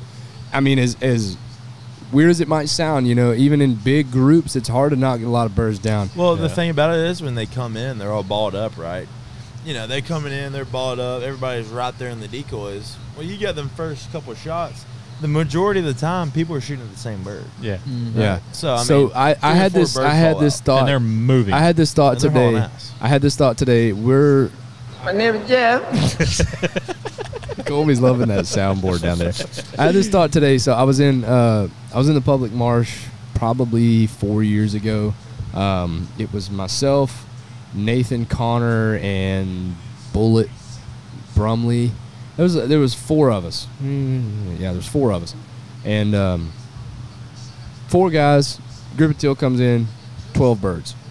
So I'm thinking, okay, everybody tripled. So, you know, maybe even if maybe one guy shot 2 birds with 1 shot or whatever, the birds were wadded up, you know, who knows? But the odds of 4 guys shooting 12 birds out of one group, and on average, that's Slum. everybody perfect shooting shoot. 1 bird with Yeah. each shell and That's good emptying their shooting. shotgun. Yeah, that's The good odds shooting. of that, like even with even if somebody did double, or even if 2 guys doubled, still the odds of shooting 12 birds out of one group with 4 dudes is like ridiculous. Yeah, it's really good shooting. Dude, for that to happen, and I didn't have like a grasp on that until like later. I was like, holy shit. yeah. Like that was insane. I mean, dude, we had that bird coming in today, and we just shot up the whole group, and then we all turned to that last bird that flared. I mean, I think 4 different shotguns went off at once. That bird straight got obliterated. Yeah. That was the one There- that kind of got out there a little bit. Oh, yeah. That was great, man. That was great shooting from you guys this Yeah, morning. today It was awesome. Today was a really good shoot. It was I mean, dude, it was It makes it lights out. easier for all of us guys that So one thing I wanted to kind of touch on that you mentioned a minute ago that I don't know if we spent enough time on it. It just kind of got mentioned as you were discussing, but you know, you said this is or maybe it was Parker that said, you know, maybe you could do it full time, and just kind of made mention that this is not your full time job. You work a full time job and also guide duck hunts here in Yes, sir. Southeast Texas.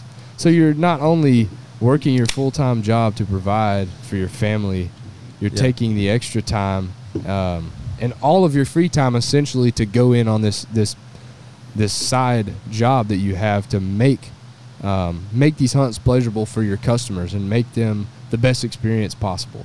Absolutely. So my whole mindset going into the whole guiding thing was whenever I was, you know, approached a few years ago by the guy that brought me on into guiding or whatever was, you know, I'm going to duck hunt anyway. I'm going to duck hunt anyway. Might as well get paid for it. So, you know, it's cool. And I get access to all sorts of, you know, big ranches and farms around here where we have a pile of birds. It's a really cool experience. So it's really been a blessing for me at such a young age to be able to come into something like this and guide like that. So it's been really cool and fun. So Do you think that your people skills have developed a lot because of it? oh, absolutely. I mean, y'all all know me. I mean, I've always been a really quiet and shy kind of guy, but I mean, there'll be days where they'll call me and say, "Hey, you don't have any groups booked or whatever, so you have this just random people that wanted to come hunt with us. You're taking them. That's fine, whatever." So you get in there and you're able to, you know, guide them and develop a relationship with these guys, and it's always cool doing that too. Which it can be very intimidating and scary too, because like I said, I'm really shy and not very a people person, but being able to get in the duck blind and do something that we all enjoy, and shooting ducks and developing a new relationship with these guys. And I've done it a few times over the years, and now these guys that were just random, you know, raffle winners or the Ducks Limited Banquet, they win a duck hunt with us, and I get to bring them, and they're kind of random people, and now they're continuing customers. They call me every year, hey man, when can we go again? So it's really cool to be able to develop a customer base like that and relationships with these kind of guys like that. So that's a really cool thing for guiding about me. Yeah, man. Sounds like it's you're making it sound like it's a bunch of rainbows, though. It's not. It's work. It's work before the season. But yeah, during the is. season too. Yeah, during the season too. Yeah, it's. I mean, after the fact, I feel like you definitely do. You downplay it, but that's your humbleness. Yeah, you know, definitely. There's a lot of work, man. It gets put in. And it is not all rainbows, but yesterday it happened to be a double rainbow. Yes, we had a double rainbow after the storm. Motherfucking rainbow. Motherfucking rainbow, bitch. That was hilarious. That was a funny inside joke that we shared in the blind. There was a disconnect early in the blind yesterday for me with a couple of people that I had never met and hunted before, but it was very, very quickly overcome, and we were firing on all cylinders after maybe 20 minutes. Yeah. It was super cool. That's the thing about duck hunting is you can have people, you can put random people from all walks of life in a duck blind together, right? They're not gonna talk a word to each other. After that first volley of birds come in and you shoot 5, 6, 10 out of there, everybody's going to be hooper and holler, and they're going to be best friends after that. Yeah. That's you know, that is the coolest thing is watching that develop. I mean, because I grew up going to a bunch of different schools around the area, and then I went up to A&M up there and met a bunch of friends up there, and being able to introduce all these different friends of mine who are all very, very good friends, introducing them all together. And I would look on Snapchat, and there would be some of these guys that I've introduced each other to hanging out at the bar together. And I was like, what the hell, dude? Yeah. Where's my invite? But, you know, it's cool being able to, you know, bring it full circle around. And these guys develop a friendship, like Matt and Beck. They would have never just known talked each about other. that the We other talked day, about that yeah. the other day. And it's cool being able to, y'all develop y'all's own friendship and do this kind of deal or whatever. And that's always a really, it's cool watching that. It's like rewarding, you know, because you'll always have that in common with me and Beck. You know, like say, you know, like you said, we do our own thing. I hit Beck up. I'm like, hey, what are you doing this weekend? You know, you see us out there doing our thing. You know, maybe you scroll on a picture or something. It'll bring a smile to your face. Like, yeah, man, these guys are out here having a good time, and you can you can find some, you know. It bring you some joy to know that you essentially just made that happen. You know what I mean? You put 2 and 2 together. The funniest thing ever was Matt texted me and said, hey, I heard it was your birthday. I said, well, yes, sir, it is. And I sent the video. He sent me a video 30 degrees doing a spread eagle belly flop in the mark. This was not a video of Parker. This was a video of his alter ego, Ripper Jones. And we do this thing you might have heard on the podcast in the past. How much where we money say, can we pay back to do something stupid? We do how much compensation. Mitchell always throws out these insane, like, how much compensation for you to strip of all clothing and hitchhike back to Hampshire. And then you're like, dang, man. And you're like, oh, that would take a lot of money. And you're like, well, you know, can I cover up? No covering. You have to. And he puts all these stipulations on it and makes it just the most extreme. And you're you know, whenever you're in school, like, dude, how much to do this? How much to do that? So Beck is the guy that's always like, man, 20 we bucks. Were coming back. We were coming back from a hunt. I mean, we were coming back from an extremely cold hunt that morning. It was like 30 degrees.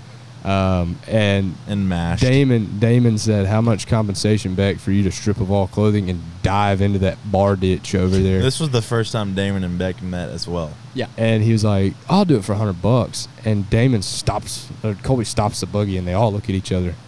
It's like, I'll put up 25. All right, I'll put up 25, and he sure enough did it. Butthole ass naked. Wasn't it just yesterday what we do? So $10 Yeah, a but person. it's different. Which, for some reason, every time I go duck hunting with Beck, he ends up naked at the end. Okay. Of the duck. Okay. You're gonna give the wrong idea to our followers. Listen here. I'm baroque. Okay. So whenever they say $100, I'm like, hey, that's almost a week of meals for me. Yeah. I'm getting to eat.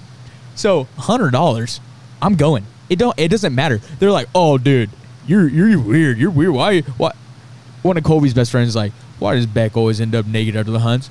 I said, dude, they're the weird one. They're the ones paying me for it. Oh, it is. You had to be there, or else we're definitely weirdos if you weren't there. Yeah. It's But it's hilarious. though. I mean, it's 35. It was probably 35 degrees. That You're pretty morning. much paying to watch this guy suffer. Yeah. 100%. It's 35 degrees this morning, and you're driving out of the field. Everybody's been drinking beer, and hey man, Hey, man. Hey, man. How much to jump in that canal right there? Beck's $100. Pause. Beck butt ass naked jumps in the canal. Swanton bombs in the canal. It's Oh, funny yeah. because there is footage. There's There's footage. footage of this to back it up. Oh, yeah. And in the footage, he comes sprinting out of the rice field. Now, I want to go ahead and give some context. We're not anywhere near the blind. No, We're well done with the Oh. hunt, and we're goofing at this point. And he comes sprinting out of the rice field. I mean, like a NFL combine sprint. Hey, that was probably a 4.4, man. Oh, all day. And just when he makes In the this, mud. he makes this jump and is fully extended, all of his appendages. And the first thing that hit the water was his dickhead. Y'all ain't right, man. I was there though, so I'm in there, man. I don't want to be, but I'm in there, man. Hey, It was funny. It was a good hilarious. laugh, and that's something that you'll carry for the rest of your life. Whenever Oh, yeah. you're an old, Whether you want to carry that image or whether not, you're it's fucking there. scarred forever, and you're sitting on your front porch at 80 years old drinking some sweet tea, saying, "You know what? This old boy named Ripper Jones." I'm gonna tell my grandkids about Ripper Jones. They're gonna be That dude. googling him one day, wondering who Ripper Jones was. dude, I'm telling you, though, Baby, I'm the Ripper. hopefully in a few years, I'll have some money where I don't. profanity. Hopefully in a few years, I won't have to do that. I'm out there making money, though. Yeah. Yeah, Hey. Beck. Get your is bread, a kid. Crawfish catering Guru. Yeah. Some of the best crawfish you'll ever have. Yeah, dude. It's good. And I know it's everybody had down one- here in Southeast Texas. They made the Thanks best to- crawfish. Hey, Hey, the that's best crawfish. the crazy thing though, is that like yeah, we see it that way, but there's so many people in the world. Yeah. You know, There like is. there's There is. There is. you think like, oh man, there's a bunch of people doing this. But Way more I people really- that are what? buying it If than you there think are Old doing crawfish it. You know? is better than Parker Beck's, nobody is paying you Put it up to the thousands challenge. of dollars to go cater crawfish. Yeah. And yeah, he's, man. well, I don't He's know a why he baller. still needs $100 to get naked and jump in Yep. the water though. Hey, that goes to all the company. It ain't going to my pocket. He does that for fun. No, But- yeah. No, it's cool. I'm proud to see Beck doing that. And it's something we both talked about. I mean, Yeah. I grew up down here in Southeast Texas. Matt and all of our boys grew up working for Shane over there. Worked at on the a crawfish farm for 5 years. Yeah. Yeah. And so it's always cool seeing Beck. And, he is very, very passionate about seafood distribution. Yeah. Like, if you ask him to this day what he wants to do for a living, I want to own my own seafood distribution company. What would that be if Which is you- cool because some kids, like some people, is like, I want to be a fucking astronaut. I want to be a president. Yeah, well, Beck, so- I want to be so- a seafood So I'm a distributor. on your professional on your LinkedIn profile, does it say like crustacean professional or like what does it say? Man, I don't I do. Hey, man, I got a couple krill in my pocket. I can lace you up Hey, with. boy, you want some Hey. badass shrimp more? Dude. I might drop you a couple of them sweet crustaceans in your pocket. No, man, it's fun. Like around here, it's a little saturated market. So I don't really come out here. Everyone knows how to cook crawfish. They got the best recipe down here. So, I'll tell you this, mine's better than yours. oh, come on now. I don't know. I've had they're both. pretty dang good. And, Pretty dang good. But it's cool because I get to go all over the state where crawfish maybe not as available. Sparse. And they don't know how to cook it. So Yeah. I mean, I've done boils in Austin, Dallas, Lake LBJ, San Antonio, back home in Lavernia. But yeah, it's a good time. It's a real good time. That's cool. Like LBJ, that's Lyndon Beckham Jr. Yeah, something like that. But yeah, dude, going back to what you were talking about everyone can, we make friends from these duck hunts and stuff like that. I mean, just to speak on that a little bit, I have this this dove hunt every year back home in my hometown, Lavernia, my house, and I think 3 or 4 different guys that we've been hunting with the last few years through Colby that I met are all coming to the house, and we're gonna mash some ducks. Gonna be a lot of beer drinking. No, there will be 0 duck shot. Oh yeah, dove. For the Sorry, record. a lot of dove. Yeah, For the sorry. record. Hey, I got ducks on my mind, baby. But a lot of dove shot, a lot of beers drank, and we'll throw some meat on the pit. I'll tell you, this will be the fifth anniversary for the Beck Ranch Dove Hunt. That's and it. It's always a very good time. Oh, it's fun, man. It's a lot of fun. I'm really hoping Matt shows up this year. I'm trying, dude. I'm trying to bridge the gap between being a dad and finding. Well, the time that's to the whole make deal. I bring trips, my little man. ones, and it's always fun. Miss Melissa and Mr. Brad, they're the best hosts you could possibly ask for. They just accept us arms wide open. Yeah, man. Yeah, it's pretty much show up, treat yourself as this is your house, right? Yeah, so it's like that's it. It's always a good time, and we're gonna bring the RV down there this year and stuff. But dude, it is you can't beat that. That is screw Christmas, screw all the other holidays. The one time a year I look forward to is the Beck Ranch duck hunt. Oh, dude, or the dove hunt. We get 0 ducks killed, Colby. Yeah, 0 ducks harvested. Yeah, no, screw ducks. I'm shooting dove, baby. No, it's a good time, But that's the thing about going on these duck hunts. We meet people from all walks of life, and we get to hang out. And now they're some good friends of ours, and get to come down and shoot some dove and have a good time, man. Because that's what it's about. We're just all trying to have a good time. Yeah, and that's what. But it's not really about that. It's not what it's really about. What's it about? It's about the Mets, baby. Love the Mets. Let's get a home run, Mets. Come on, baby. Love the Mets. Let's go, Josie Altuve. Yeah. But the good thing about being, I say Colby's younger brother, but the young brother of a duck hunter, bird hunter, you meet all these really cool guys, and you meet them, drink a lot of beer, have a good time. That's what you keep going back to drinking a lot of beer and having a In good case time. you haven't noticed, I don't know if you're watching or listening, but my little brother Easton used to be a little brother. Yeah. Not so little He's anymore. developed quite a thirst. He's developed. The dude slams beers and gained about 150 pounds. I'm like, hey, Easton, how you doing, man? How's your mom and them? He's like, man, I've been just drinking beer. I've been slamming cold beer, brother. Let's tell you what, if you're lonely out there and you want to drink cold beer, just call me up. I'll drink cold beer with you. The dude will drink beer with the you best of don't them. have to be lonely. Hey, That's right. just I was come looking drink up a beer picture. with I was Easton. looking at a picture the other day from his graduation. What was it, 3 years ago? 3 years ago, yeah. 3 years ago. And this kid, I was 167 pounds when I Easton walked right now across could stage. eat the kid that graduated. Yeah. He did eat them. He Yeah. did eat him. It was bad. I looked at this picture. I was like, "Who the hell is that?" Easton is gone. Easton's gone, I am what remains. and it's That's fucking right. muchacho. But what started all that was hanging out with my bigger brother, Colby Revia, Yeah. and all Hey. his buddies. You got to keep up, man. And Hey. it's hard being I wouldn't want to keep up. but see, you got to. Hey, if you're gonna piss like a puppy, get off the porch and let the big dogs eat, Bubba. That's Hey. it. That's all I got to tell you. Scared. It's a lot of good time. And, But all the Easton- good friends I've met through Colby and all his buddies, I say they're my buddies, but I know whenever they come in, like this weekend, a lot of his buddies come in from college and all that. And what did we do all weekend? We sat in the shop, drank cold beer, told stories, and we had a good time. A great time. I think every time you talk, it's about cold beer. It's Colby. funny because he says it the same every time. Cold beer. Cold beer. We drank cold beer. Hey, You know- let's take a minute and talk about Easton's steer wrestling performance at the Winning Rodeo. There we go. I heard you did well, Easton. Did You know, you do that well? was my biggest goal this year. It was to and enter you know the what? running rodeo. You know what? I've been bulldogging for about 4 years now. So to see my little brother approach me about 3 months ago, say, "Look, I want to start bulldogging."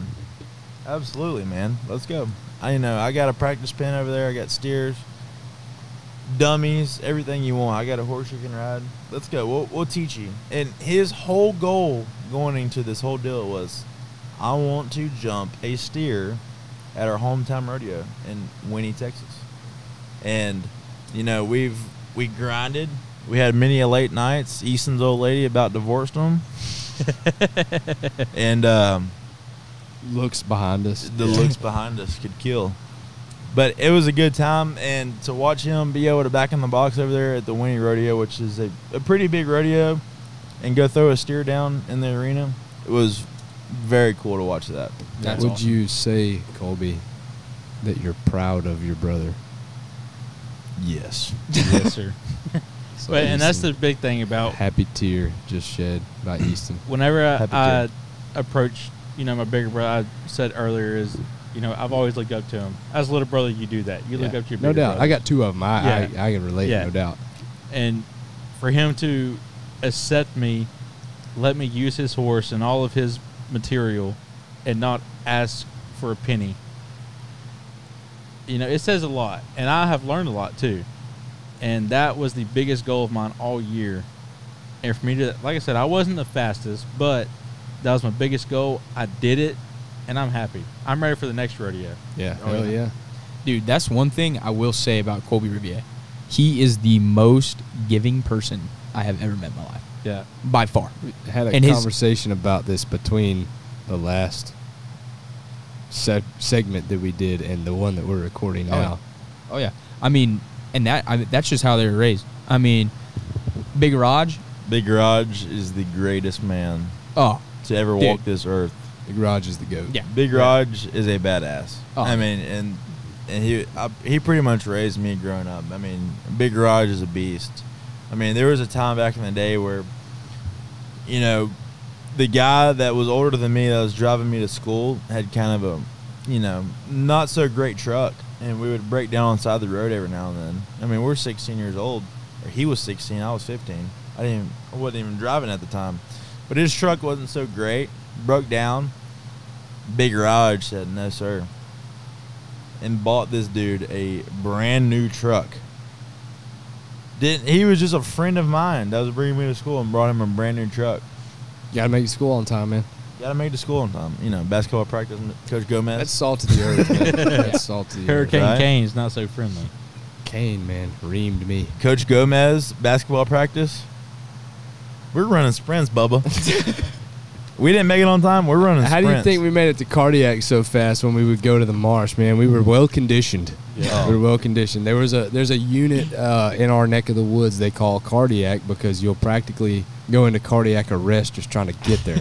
Yeah, it has that name for you a got reason. a boat. You got to boat your way to the pond, and then you've got to walk from the intercoastal waterway about a mile into the marsh to get to this pond. I've made that walk more times than I can count. That's a good thing about hunting with Matt in public land is, like I said, Texas Point, my story from earlier. I remember that morning, the gates opened at 4 o'clock. Matt was the first person, and don't forget, it was 30 degrees, stripped in just pants, no shirt, no shoes, no nothing, and sprinted. I was to going this to be blind. hot. I knew there was no way I was Yeah. going to run out there in full decked out camo, like in my hunting gear. I was Yeah. going to be soaked. So And I he just sprinted and got us Hey, the man. best pond to hunt, Let and it we had fly. a great time. let it fly. Let it go. Back in those days, man, I was like a Back in those I was like days, a $130 soaking wet, man. I could just go and I could get still are. anywhere. He looked like You a still dolphin are. swimming through that Oh, I'm marsh. telling you, man. I swim like the little characters do in the Fortnite. What did you Yeah. But back in those days when we were young, we had to do that shit. To grind it out, shoot birds. Yeah, I just told the story. I might have actually told it to you back in the blind yesterday morning about me racing the guy out there and Oh, yeah. riding my bike and then him showing up trying to fight me and all that stuff. But There's been I've never been beaten I've undefeated. I'm the reigning and There we go. But there champ. has been some fist fights in the marsh. There have been, there have been some fist fights, no doubt. Mr. Brandon Boykin himself. It happens, dude. It happens, dude. Tensions get hot out there, and a lot of people will be like, "I'm gonna call the game warden." Well, like, hey, it's gonna take him a while to get out here, and then you got to deal with me in the meantime. You're asking. Yeah. And like, what are you gonna before he do? gets here. I like you said earlier, I like to be the voice of reason when it comes to shit like that, man. I don't want someone to get their ass whooped out here and then get their feelings hurt and pull out their shotgun and shoot me. Yeah. And especially with the tragedy that happened on Reelfoot Lake this year ago, that you never know who you're up against. You never know what state of mind that person's in. I had this situation I was in last year with my friend Connor, where we had stayed out there all night, man, in the marsh, all night. Got destroyed by mosquitoes, just roughing it, and this is nothing new. We used to do this because we had to, out of necessity, to get where we wanted to get. We didn't want to be out there that early. We had to. Yeah. So we get there, man. We're here. We got our spot. We staked our claim. We know we're the first ones here. And we threw our spread out, and these guys showed up. And we're hunting this very small pond that's probably 100 yards across. And, of course, the rule is you don't hunt within 200 yards of the next group. And why would you want to? You're going to be shooting each other all morning, These guys show up. They stop. People don't get that out there. They stop. They talk to us for a second, and then they go right on to the other side of the pond. And they, eased on over there, and I was like, man, I don't know. I wonder if these guys know where they are. I thought maybe they didn't realize they were that close to us and that they were still on our pond, and so I went over there to talk to them. And these were older guys, older men, like walking stick men, older guys, white beards and all. And these are the kind of guys that you would expect respect out of, that generation. Oh, yeah.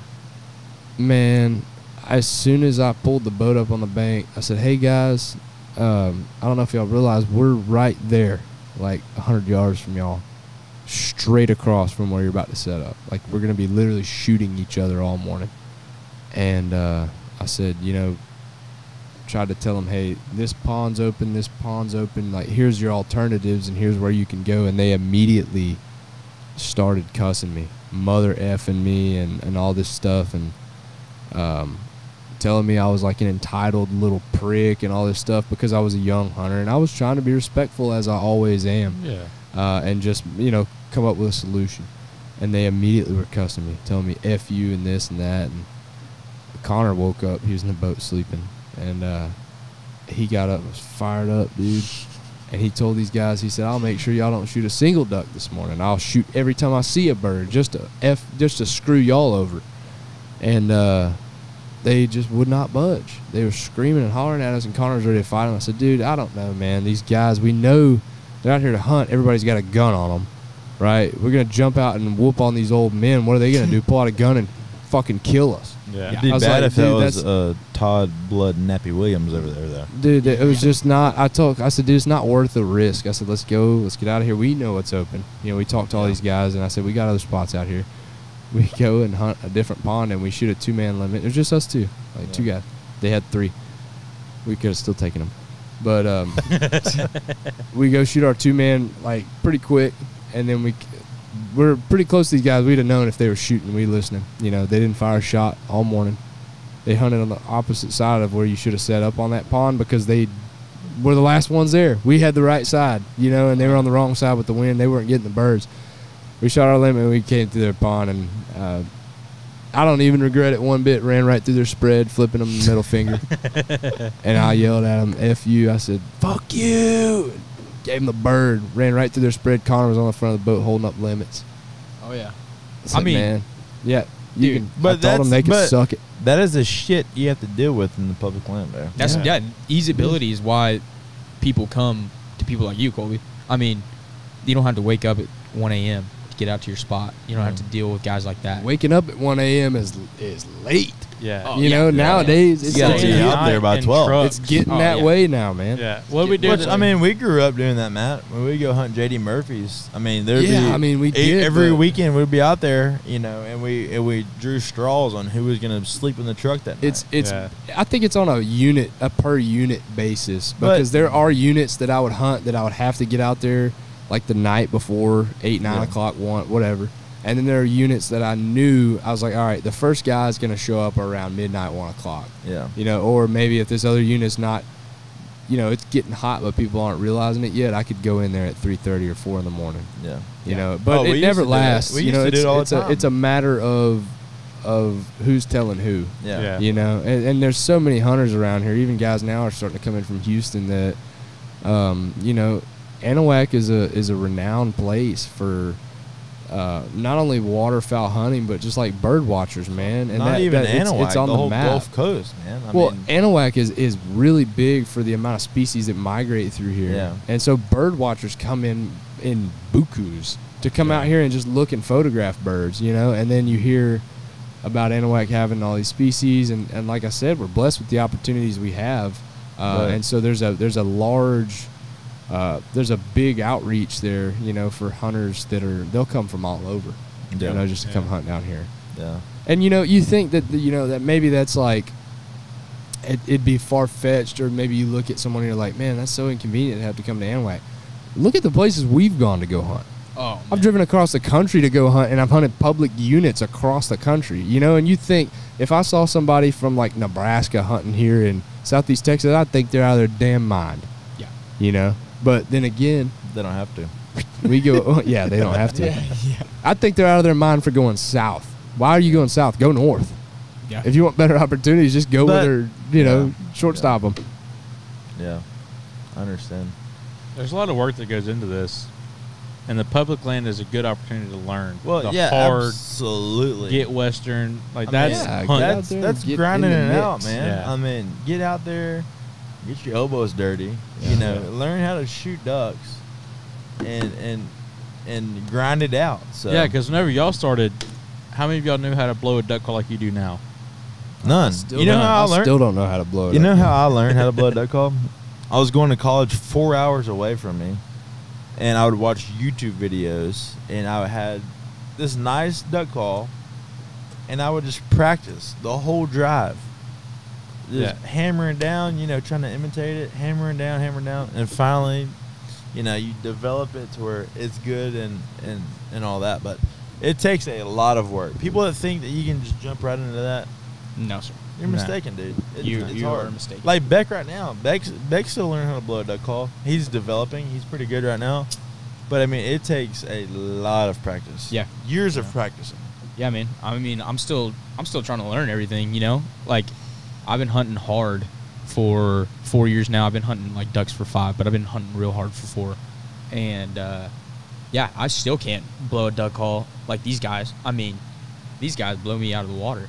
It's unreal how well these guys can just turn those ducks. And then it's like little tips too, you know. Don't call it these points. Don't call it this point. Stuff like that. If you think about it, we're down here in Southeast Texas, the armpit and the butthole of America. So by the time birds get down here from Canada or wherever they're coming from, they're very well knowledged, you know. Yeah. So well traveled. They've already been shot at several times. They've seen decoys. They've heard the calls. They've done this and that. And I was talking with a Nappy yesterday about it. And Nappy's been, you know, he's been guiding for 40 years. The dude's very well rounded with it. So, you know, I was talking to him about it, and it's way different down here. You know, you got to get after it down here, and you've got to be on your shit down here. So, and that's the coolest thing about, you know, we're talking about the dogs walking. Take a break here for about uno momento. So you're watching Channel 4 News with 5-time Emmy Award-winning anchor Ron Burgundy and Tits McGee. You're watching. Hello. You gotta follow that up with the quote and say, "I'm Colby Revia. Tits McGee is on vacation." Yes, Tits McGee. You know, same shit. 9:15. Let's have a great day, everybody. 11:15. Let's have a great day. Let's shoot ducks. Yeah, they're. So, where were we? Where are we? I don't even know what's going on anymore. I believe at this point we've reached off the rails. We're off the rails now. I mean, Colby's almost got a case of beer right in front of him. We are. It's 4 good buddies having a damn good time. We are in uncharted. We are in uncharted territory, fellas. And what we are doing? Drinking cold beer. Drinking cold beers. Drinking cold beer and having a good time. A fucking maniac. Straight up alcohol. Watch your profanity. Anybody got one to crack? There we go. This is I hope that our viewers are not having to suffer through this podcast. Maybe tomorrow I'll listen to it and be like, that was all right. But right now I'm like, dude, we're out there. We're in the deep. There's been a lot of good stories I tonight. hope that this is a very long drive for you, and you go to the Bayou Dragons podcast to entertain yourself. Yeah. That's exactly what I do when I go on long drives. Oh, yeah. With my job, I have to cover a very big region. So I go on very long drives and, crank on Bayou Dragons podcast. Let it rock, baby. There's a lot of good stories being told. That's and a lot of, for the rookies, you got to look out for the safety. You're a rookie. I am a rookie. And I'm still learning a lot. Hey.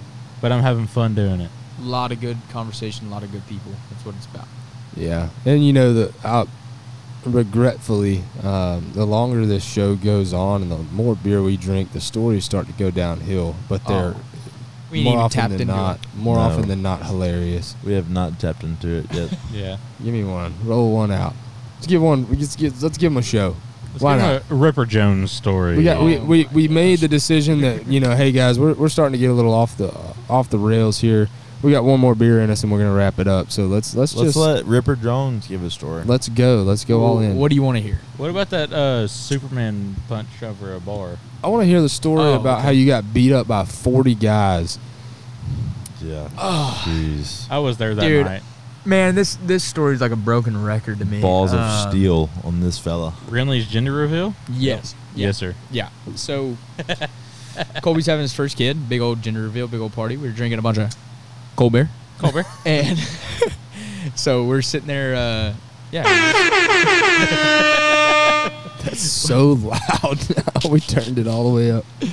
No, we're sitting in the pond. We were just having a good time, and we decided to go out to Northgate, and there was maybe there's been this girl involved, but I might have said a few words to her, and she had a boyfriend, and she was a friend before and everything, and then so I see all these guys, they don't say nothing to me, and I'm like, whatever. All these guys with her, because she sees me on Northgate, and she comes and says hello, and they had a bunch of old, like, her boyfriend's friends there, I guess, and so about 10 minutes later, we go to another bar, and she calls me, and I was like, hello? Start saying, like, a bunch of dudes on the phone saying, oh, we're going to whoop your ass. My boyfriend's going to beat you up because you said a word to me. And I was like, spoke with me. I told him, I said, you're talking to the wrong one. Talking to Ripper Jones. You are talking to the wrong one. I said, give me an address. I'll be over there in 10 minutes. So, pulled on over there. There's all these guys out front. I figured they were just going to watch. No, sir. No. First guy I meet sticks me right in the face. I go at it with him, start knocking some jaws. Another guy comes at me, clocks me. And at this point, I'm like, dude, I'm done. I start hitting him a little bit. Got the other guy on the back. And I got him away. The guy on my back, I got him away for a second. And then the guy that was in front of me, I was just like, dude, whatever. I'm taking him to the ground. If I'm going out, I'm taking him with me. Got him in a freaking guillotine. I could have broke this dude's neck, but I was just sitting there cranking it. Next thing you know, about 5 or 6 guys just sitting there stomping on my head. Which Beck is a very established jiu-jitsu artist. Something like that. But I was sitting in the truck the whole time. Beck There was like 6 of us and 55 of them. Easton was sitting in the truck the whole time watching my buddy get beat up. No, I take that back. I was drunk as shit, passed out in the truck. Well, let me tell you this, man. When Colby found out little brother was on the scene and these guys were, beating the life out of our buddy Ripper Jones, he was not happy. There was a very intense, it's a roller coaster of emotions that followed. Yeah. And Colby's the Grim Reaper. So Yeah. So I put this guy in a chokehold. I go down with him. I'm just getting stomped. I get back up, start working this dude. Parker working. Yeah, I was working this dude. Next thing you know, I get out of the a kid hits me in the back, so I run around and I get back to the front of the group and I was like, y'all need 15 dudes, all this stuff saying. Next thing you know, I have my hands up. I'm like, y'all need 15 dudes to fight me and all this stuff. This guy we call the Yeti comes with a freaking missile to my dome. It was probably Damon Bailey. Yeah, probably. Imagine about 6'7". He was just as big as him. 6'7", 260. The Rougarou. This guy crow hops me from the side. I've never been knocked out in my life. I've been hit pretty hard a few times. I've done kickboxing and stuff, tournaments like that. I've been hit pretty hard, but I've never been knocked out. This guy put me straight in a coffin. I folded, went back, woke up about 5 seconds later. I was like, all right, I got to get to the truck. Got in the truck, peeled on out of there. Bad news. Had a few broken ribs. My head was all swollen. You were in a bind. They hauled you over to us, and you were in a very, very bad spot. My buddy was like, dude. Me and Matt were pulling up and decided that was probably going to be a bad choice. Yeah, we said, we said, hey, I was like, let's get her some fair numbers. Let's go back there. And my buddy's like, you're not going anywhere. You got a hole in your face. I said, no, I don't. And when I said don't, that air was leaving my mouth. I felt air go out of my cheek where my tooth had gone through my cheek. And so I sucked my tongue through my cheek. And I was like, well, that's something new. Well, when you go 1v40, yeah. You take a size. Bridge City boys are just built different. Yeah, they're built different. All 40 of them versus one dude. You know what? If y'all are listening to this, fuck y'all right now. Yeah. Yeah, well, I ain't holding nothing against them, but I was wild. It happens. But they, it was something else. But I got beat pretty good. This is my first time ever meeting Parker Beck, and this happened. Yeah. And Easton was sitting in the truck watching my buddy get beat up. There was, it's a lot of wild I was not nights sitting in the truck. I was passed out in the truck. I've never been exposed to that lifestyle. I graduated high school. I went to college locally for a little while, and I didn't do very well. I had a lot of other stuff. I was working a full-time job, and I just didn't prioritize it. I didn't do the whole college experience. I dropped out and went and worked in the plant. And then I'd go up there and visit these guys who were going to a big school, Texas A&M, and it's the whole nine, fraternities, and there's the girls and all the bars and stuff. And I was like, whoa!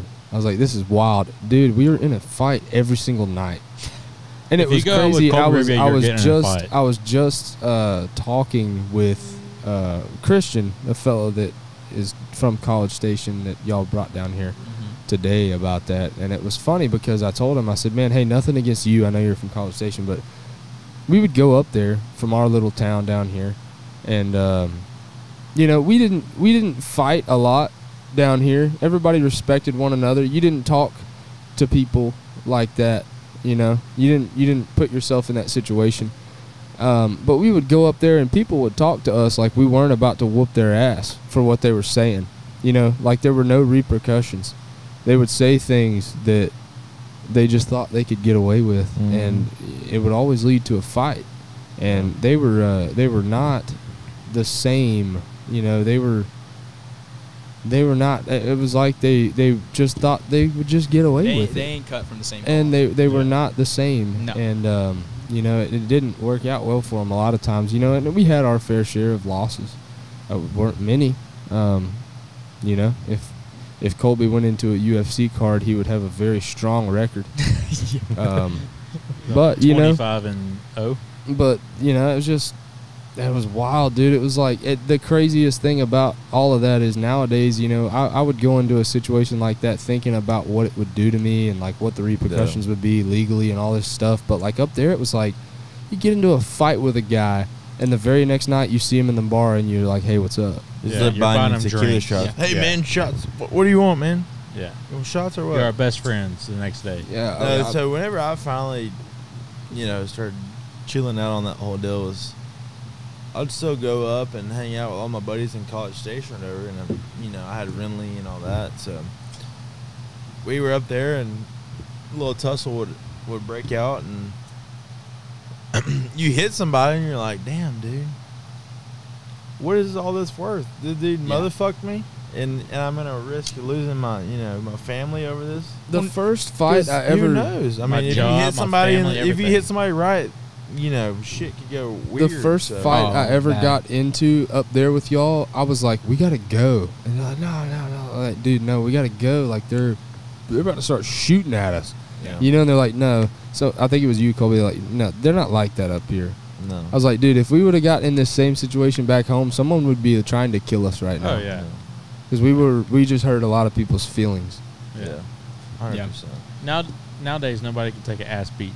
They got to pull a gun or a knife or something like that. Your buddy's going to jump in. Hey. So is Parker. I only took it once. All right. Hey, and I don't hold nothing against those guys. It was a little unfair, but A lot of unfair. It is a lot of unfair, but hey, we'll take it on the chin. We're putting an asterisk behind that loss. I would hope that was about the only one. I would hope that gal and that gentleman are doing well to this day. They're not. No, sir.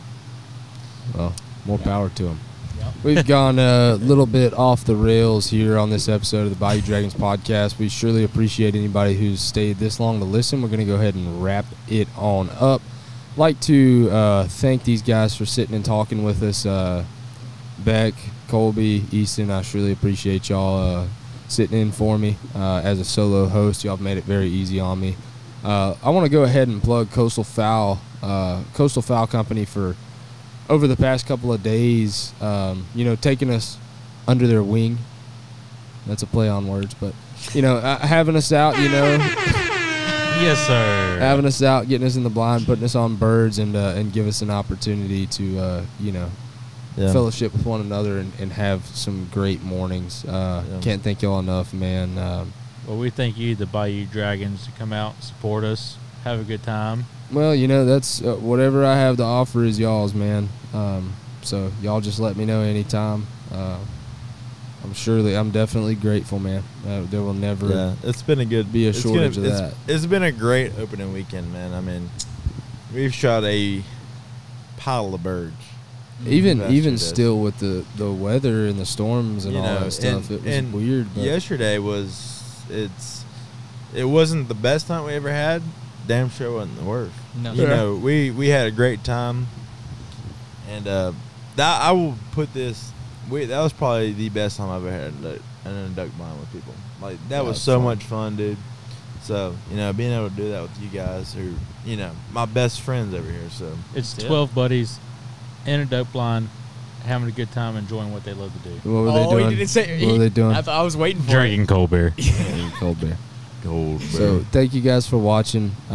Make sure you like, subscribe, follow us, youtube.com/Bayou Dragons, TikTok, Instagram, Facebook. Y'all check us out. If you've made it this long, I very much applaud you.